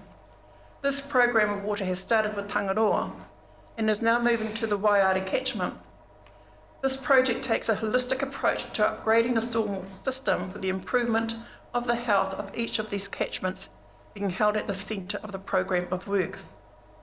This includes increasing areas of Indigenous vegetation along water bodies as corridors, the construction of wetland areas which in time will provide important habitat opportunities for native species of birds, lizards and invertebrates. The other important context for the PDP in the New Plymouth District Council, Waitara Lands Act 2018, which provides mechanisms for the proceeds of the freeholding of leasehold properties in Waitara to be vested in the improvement of the health of the Waitara River catchment. Manukurihi has supported this approach, and as a result, substantial investment of the community's resources into the restoration of the Waitara catchment will be made over the coming decades to the benefit of our entire district. This is managed through the Kōwhatutu Water Trust. Manukurihi expect that the provisions of the PDP must be set to ensure that future urban development cannot undermine these investments, restoring the health of our awa and our rohe, and encourage the increase in areas of indigenous habitat within our communities. Recommendations. To address the issues that I have raised in this evidence recommends that the identification of all water bodies within our rohe on planning maps is made, including the full length of Tangaroa.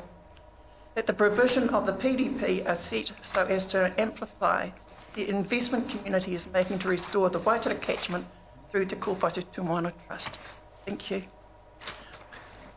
Thank you very much for your evidence, and it is very clear. I'm sure there's going to be some questions if you can answer those. Commissioner Coffin. Hey, kia ora, Ms. Bodger. Thank you very much for the evidence. It was very clear to me. I didn't have any questions of clarification, but thank you very much. Commissioner Littlejohn. Look, I find myself in a similar position. You've got lots of highlighting on your evidence, but no questions. So I'm just appreciative of taking the time to put it all in writing for us. Thank you for that. Bye-bye. One more, two more. David. Yes, I do have a couple of questions.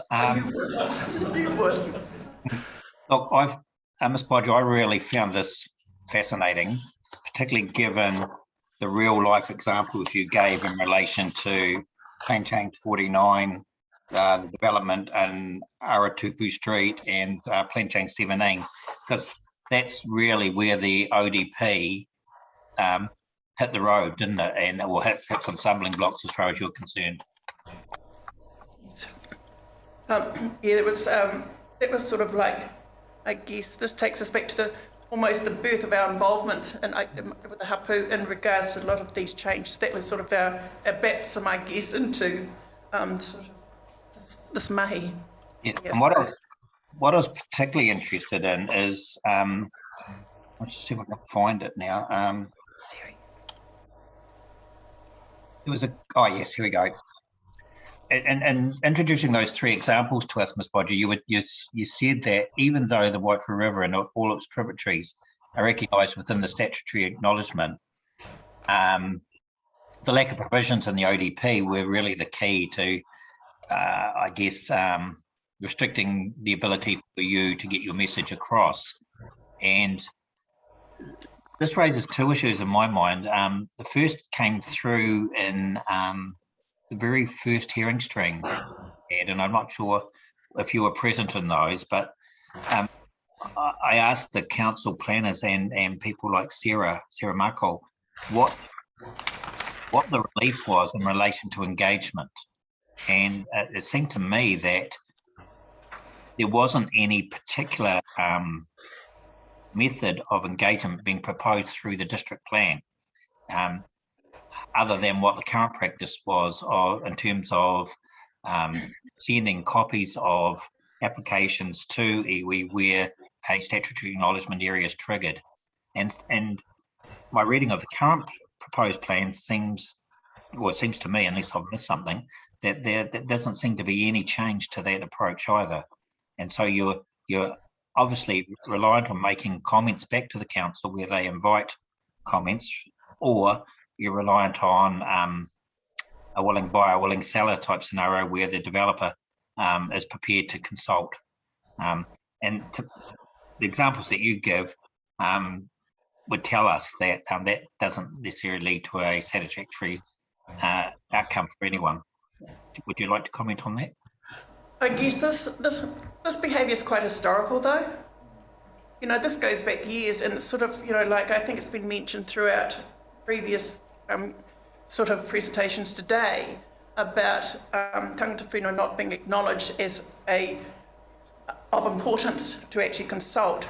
And I guess that causes, and I did mention sort of language like, you know, it sort of becomes quite combative. Yes. Sort of, you know, so that in itself can, like we did offer one developer the opportunity to do a CIA, but that was declined. And then there seems to be a real reluctance. I think I mentioned this the previous hearing, and there seems to be a reluctance of engagement. And I guess it would be great for the council to have that sort of process or some direction for that to be, you know, from the time. I must admit that we have had a couple of other property developers who have come to us really early, and that really does make a difference. And we've had one developer who did change his mind. He started off sort of doing his own thing, and then realised that he hadn't sort of consulted with us. But then he turned around and he actually changed his plan, and due to the conversation of CIAs, and also so he had 80 allotments, and he reduced his allotments to allow for esplanade strips alongside the awa. And so that, you know, so if we had that conversation earlier, things would have been less combative. Yes, I understand that. I guess going back to my original question is, I can't find anywhere where there's been relief specified that there are statements of notification inserted into the plan that require or set out where iwi will be considered to be an affected party in relation to a particular activity. I may well have missed them, but are you able to point me to any of those? Are we talking about Indigenous or TRC? Sorry. I'm talking about MPDC. Sorry. No, it's just that, I mean, I think some, developers need to understand that the land, they need to consult with us. Because I think Māori and now tangata whenua are now becoming more aware of what they can do. This is their whenua. And I think gone are the days where people can now just come in and start walking all over us. Yep. I accept that. I guess in the absence of that education and acceptance by developers, then all I'm suggesting to you is that it might assist if there was a little bit of oomph in the plan that required developers to talk. And one way of doing that is having statements of notification in the plan so that all parties know who is likely to be affected in relation to a rule. And otherwise, it comes down to a judgment call, and I don't use that in a nasty way, as to who's affected under Section 95 of the Act each time an application comes along. And I was going to ask Council for the tanga whenua question on that, and I don't know if you're still there, Maya. Hanging in there. Yeah, I don't know if you. Yes, sir. Oh, you are. It was really about your clause 10 or paragraph 10 of your opening submissions, where you talked about the RMA and planning policy documents are poised to provide for active engagement by tangata whenua submitters, and certainly I can see that in terms of the plan making part of this process, but I'm not seeing it in terms of the plan implementation component of the process. And I'm just wondering whether it's one thing to get the plan making right, but I'm not certain that it's going to satisfy the expectations of tangata whenua when it comes to the council processing resource consents in the district. And I'm just fearful that some of the situations that this is referred to in terms of Plan Change 17 or the large residential development on Araputu Street could reoccur without adequate consultation. Yes, sir. I absolutely take your point. The submission I was making at paragraph 10 was to say that there is an opportunity to be engaging tangata whenua submitters, and you've made the point about specific relief in respect of specified notification provisions. Yes. And I myself hadn't been instructed, so I'm not clear on what the submissions say in relation to notification or engagement. But what I would add is that I also take the submitter's point to be, Ms. Bodger's point, and that of the tangata whenua submitters to be that even where we are engaged via the Section 95E process and through our statutory acknowledgements, the plan itself doesn't have the broader mechanisms in terms of the issues to be touched on, the resource management issues to be touched on in the context of the consent application for us to really have any teeth to then have some meaning to that engagement. So I do see the issue as being two-pronged in that regard. Yes. I absolutely take your point, and I accept that where there is scope to do so, I would welcome and see real value in having some specified notification provisions detailed within the plan. And I make the secondary point that it would also, that the submitter's point is also directed to the substantive content in respect of the assessment matters in relation to resource consent applications. Yes, I mean, just if I could respond there, just two things. I'm glad you used the word two-pronged, because it is plan making and plan implementation, and the two should go hand in hand. And secondly, yes, scope is the 5-letter word that we all need to be conscious of. So, maybe that's, I don't know, through you, Mr. Chair, that's something you could consider in your supplementary. Yes, sir. Happy to, if Mr. Chair is comfortable with that. And Stephen, that was all from me. Thank you. Thank you. Yes, Maya, that was quite a topic in the first hearings about the way we set strategic objectives and whether the current council processes of notification could be sort of improved or not improved, Yes, in terms of just knowing about projects. So I'm happy for, again, we're back to scope again. I'm happy for any supplementary views from Ms Bukhara on that. But I'm wondering whether the staff, either Ra or Denise, would like to make a comment. I would. Yes. Yeah, I would. Here we go, Ra. So in my view, in all of these chapters which we've heard from tangata whenua are so critical to them, it's embedded at every layer of the provisions. It's in the objectives, the policies, the rules, assessment criterias, and I just don't see how you could process a consent under that framework and think you can get away with not talking to tangata whenua. That's doing. I think that's providing the direction. It's embedded. Certainly, if I was processing a resource consent under these provisions compared to the operative plan, that conversation would be encouraged before a consent's lodged. I recall having that conversation with you, Ms Young, about whether engagement off meant engagement with or engaging in an expert sense, and I think the intention was that engaging in an expert sense was what you anticipated. Is that right? Yeah, that's correct. And I did make a number of amendments in my chapters to explain that's what I meant in terms of I used the words the outcome of expert advice provided by tangata whenua.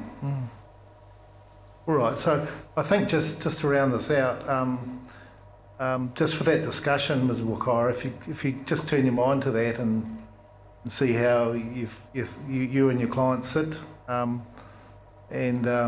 just think about that, because it is an important thing, as Commissioner McMahon says, the implementation is important. So thank you for that. Stephen, can I just, sorry, I just wanted to draw a distinction between consultation / engagement one hand and affected party status on the other, because the two are quite separate. And all I was suggesting to the submitter was wanting to know whether there was scope for the latter to occur in the district plan, not derogating any responsibilities for consultation or engagement that might sit outside of that. So it should be a very simple answer as to whether there is scope or not, but I certainly draw a distinction between consultation versus affected party status in response to Ms Macbeth's comment. Yep, it's good. Thanks for clarifying both. It is a very important issue without doubt, and Ms Bodger will be well aware that we've had these discussions before in the context of your third example, and I do have some questions about that, Patsy. Your examples, those 3 examples in paragraph 18, I've written down on your behalf and asked you to confirm that 18A was across, not a good process for the hapu, was it? No, it wasn't. It was, and it's actually proven that it's still ongoing. And so from that, there's a huge project, and I think Anaru will probably explore that later in regards to Tangaroa and what's sort of happening there, and the amount of work it's actually generated. So, but I'm sure he will mention that in its submission. Yes, where B had a tick, Arapatu Street, where that was a good process for you? Yes, it proved to be, yes. Initially it wasn't, but that turned out the developer has really sort of come on board, and I think this sort of helped with inviting him to a hapu hui and as sort of a team, and actually talking about the property and actually bringing his sort of coming along and just listening, and then he did. It was really good to see that turn around, and sort of about the other possibilities of what you could do just to beautify the area. I think there seems to be, this is where awa has always been our it's always been there for us. And whether it's just been sort of a relative of the size. But I think when developers, it seems to be a gravitation point, like a point of sort of promotion or whatever. And then there's the assumption that whoever buys a water, a sort of, they probably can sort of link to the water, that there seems to be an expectation or assumption, ownership. And then that's when you get the degradation happening, so, and he saw that, and sort of that could actually change, so that's what did happen. So you still have a working relationship with that developer? You can give him a call, or her, or and just... Oh no, that's an ongoing... There's an ongoing one too? Okay. And the third one was a bit of a question mark, where I heard that case and you sort of had to force your way in, and you were a serious submitter and evidence, and you participated, but had influence through that process, would be the way I summarise that. You did have influence in the end by participating, but there was a lot of work. That work is still ongoing. That developer has just sort of put a hold on that project. Okay. Because he's just diverted somewhere else at the moment. But it's still, it's still going to be there. Yes. So it's and also ongoing. Yes. Now I am really interested in the Waitewa Lands Act 2018. How many leasehold houses does that involve? Is it hundreds or thousands? Hundreds. Hundreds? 800, I think it was. Yes. Yes. Yeah, so that's leasehold properties within the Waitara area. And so, yes, so that the Waitara Land Act, that's sort of... because the New Plymouth District Council, I guess, inherited from the Clifton Harbour Board leases and things like that, sort of, that's where that accumulated from. And so with the Waitara Land Act, it is now divided into the Taranaki Regional Council, New Plymouth District Council, but Te Kopatu Tūmoana has come from that, and they are doing like the river catchment as part of their the kaupapa of that mahi, and also Te Kopatu Tūmoana can only sort of focus on housing for our people, and whereas the community Te Taipari Trust, which is a community body which will sort of looking at projects specifically for Waitara. So that's what's drawn from there. So the Waitara catchment, in regards to the Waitara catchment, that is still, that relationship with TRC is still being progressed. And so, and the catchment goes right up to Maniapoto. Goes right around the back, yes, doesn't to Ngāti Tama, yes. Mutunga, Maru, and then sort of comes down to Waitara. So, but that's been divided into two bits as well. Two parts.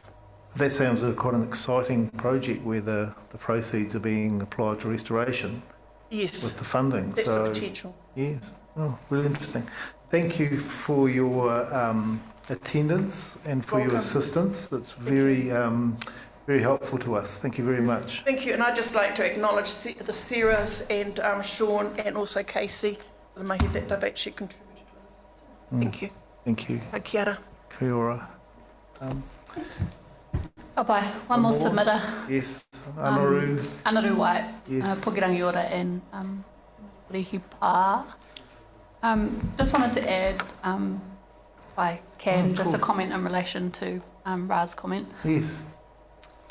So we're obviously receiving some applications that are being made under the proposed district plan where there are rules that have legal effect, and ideally we would be identified as an affected party on those applications, or that engagement would be embedded, but the reality is that there's inconsistencies in those in that planning team. Yes.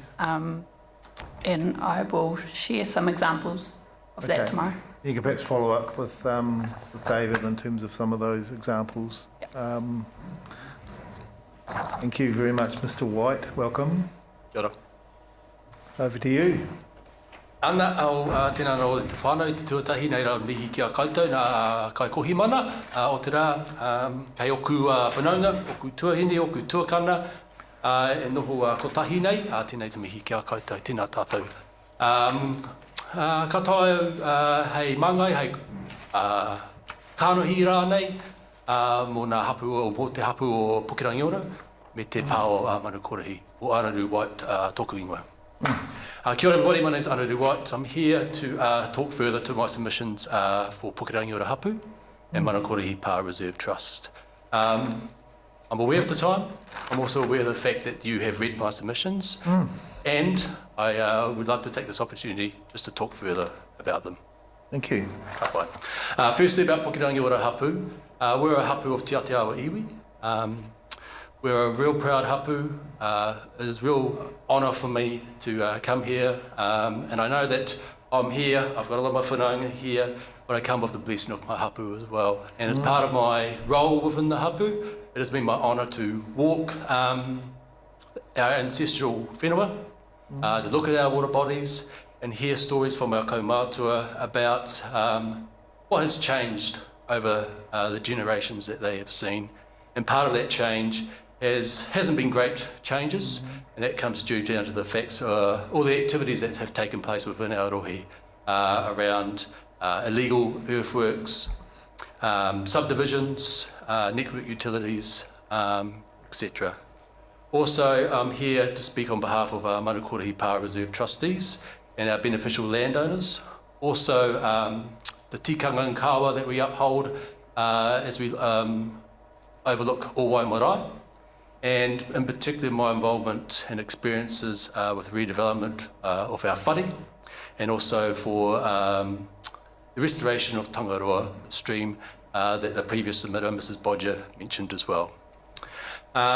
Just some key points that relate to this hearing for Pukerangi-ora hapu include the illegal earthworks in and around our awa within our rohi, the discharge of stormwater in Inglewood to our awa, the discharge of wastewater from the Inglewood treatment plant to the Kurapiti stream, rural subdivision, and the impact of large balance allotments which are traversed by awa, and the restoration and protection of these, or lack thereof. Also, the ongoing impacts of development, both rural and urban, within our rohi, dairy effluent discharges, and oil and gas exploration and production.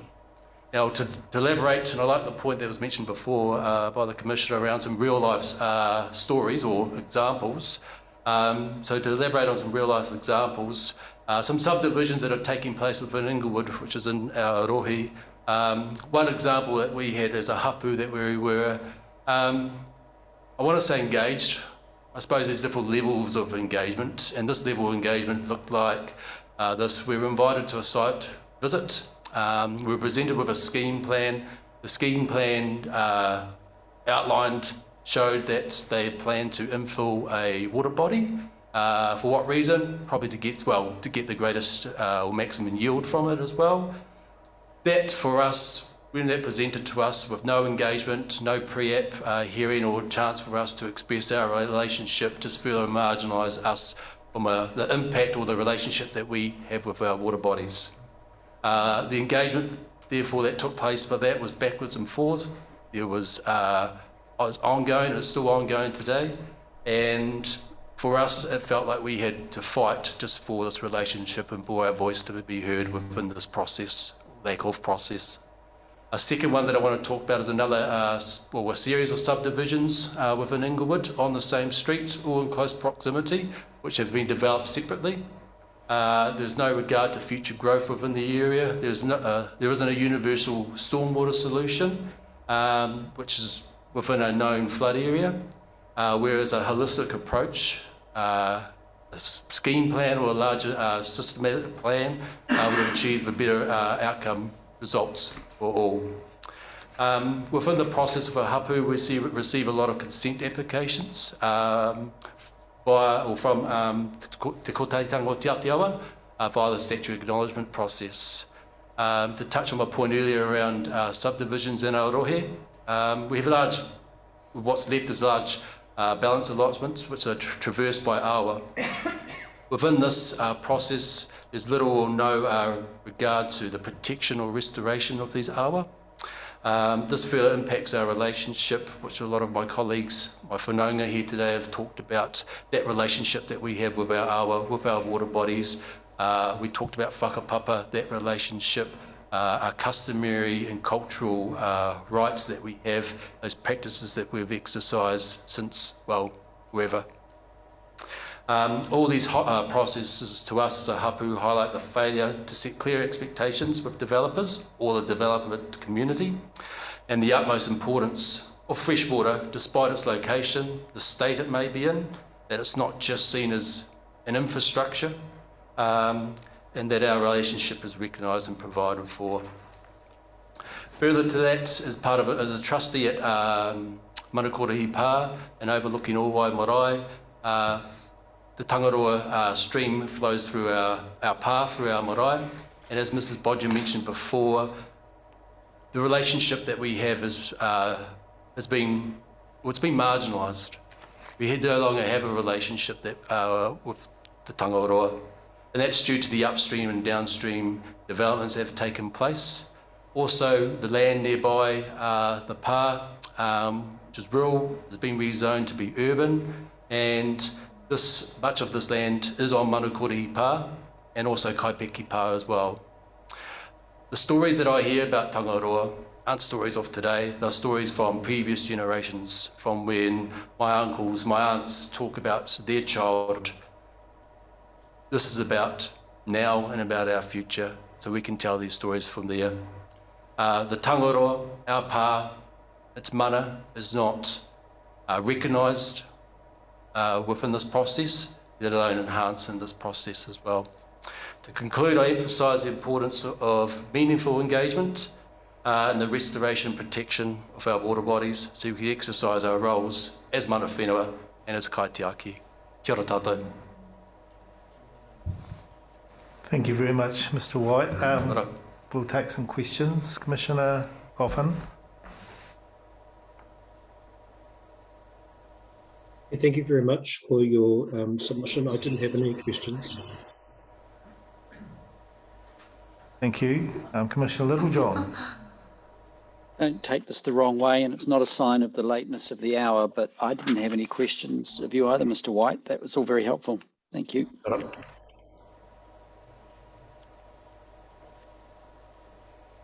Don't disappoint us, David. Please do.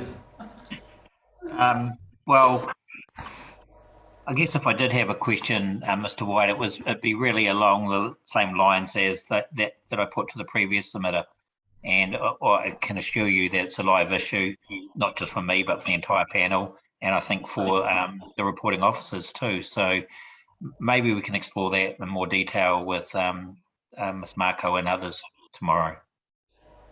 Got it. He's happy. I do have one question. And it is about Owai Marae. That's in Waitara, isn't it? Yes. Yes. And you've also talking about Inglewood. So obviously that your rohi for your hapu traverses both areas. Not that far apart as the crow flies, I suppose, are they? Yes. Well, probably to clarify that, Mr. Chair, if I may, because I'm here supporting two submissions, the rohi o Piokirangiora stretches into Inglewood, and the Manukora Pā, which I sit on as a hapu representative, Piokirangiora hapu representative, is within Waitara. So there's two separate entities, two separate places there. Yes. Okay, just in the Tangaroa. And they both whakapapa to both. So gotcha, yeah. I've got family in Inglewood as well, so I'll have a beer one day after all this is all finished up, compare notes, but the Tangaroa stream, this is the one that Patsy was talking about, which is near Owai Marae and has been compromised. Yes. Yes. I think probably just elaborate on that point around those stories. So that's part of, my knowledge in this whole process, you know, being a practitioner within this, but a lot of the kōrero that's been handed down that we talk about, when we talk about a relationship, the relationship that we have with the Tangaroa is from previous and from that stuff that's the kōrero that's been passed down. When we as a trust, we as hapu, we as beneficial landowners who whakapapa, who have that relationship with Tangaroa, we want our stories to be obviously informed by the past. We always look to the past for that knowledge, but also to be about now and about the future as well. We can only do that with a relationship. Thank you very much. Really appreciate your time, Anaru. It's as with all of the submissions on behalf of the hapu and the iwi, setting the scene today has just been an incredible day. We thank you all. So look, I think we are finished. It's 3 minutes to 6. It's been a huge day. Before we finish, I would like to make some acknowledgements. One is for my fellow commissioners.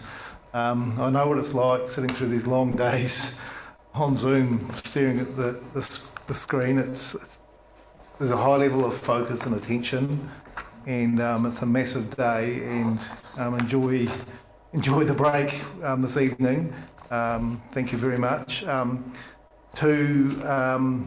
Ms. Wakaira, same to you. You know, big day for you, big morning. Lots of questions. Very much appreciated. And for the others sitting in, like Hillary, for the Federated Farmers, you're always there. Been sitting through the whole hearing, which is really appreciated. That you're just taking the time to listen, which is really important. And look, acknowledging, I was going to say hi to the Taranaki Regional Council people that were here before. It was great to see them listening in. I think they might have gone by now. But just for everyone else for hanging in and just listening, I can just sense that you're really interested as a collective in the outcome of this process, which is, as commissioners, we really do appreciate. Just having you all here, not only sort of doing your own thing and then nipping out, but there's a lot of coordination and interest in everyone's submissions. And lastly, to the staff, again another really big day, and just thank you for listening in, and certainly our hearing administrators. So with that, I'd like to perhaps Te Puihi, you could close for us. Again, that would be great. Thank you. Tēnā hoi, tēnā tātou. I kawa ke rā ki koutou rā, te pai wakatou kaupapa, to the commissioners, tatu mai rā ki ngā kaimahi, kia koe anō hoki a māia, ko koe toingoa, ko toingoa ko koe, ka hatei ki te uru mai rā ki ngā kaupapa pēne ki tēnei, hei hapai o mātou tō tātou nei maunga, nori rā tēnā koutou. Tātou nei maunga, e whai wāhi nei, te āta wakarongo mai, āta kōrero hia, ngā kōrero, e tika ana o tātou anō hoki, me te hera tātou te hawhai aki te mana o tō tātou nei maunga. Nō reira, tui e nui a ngiru e tui nei tui e raro i a papa tuanu ko e takoto nei. Rongo te āta motu e te kōrero puata te mara mahuru ko te mara mahuru. Pataka tō te ai o. Tui a te rangi tokuna te rangi te maunga rungi te whai au te au māra ma. He rongo he mokati a ki runga tūturu waka mau kia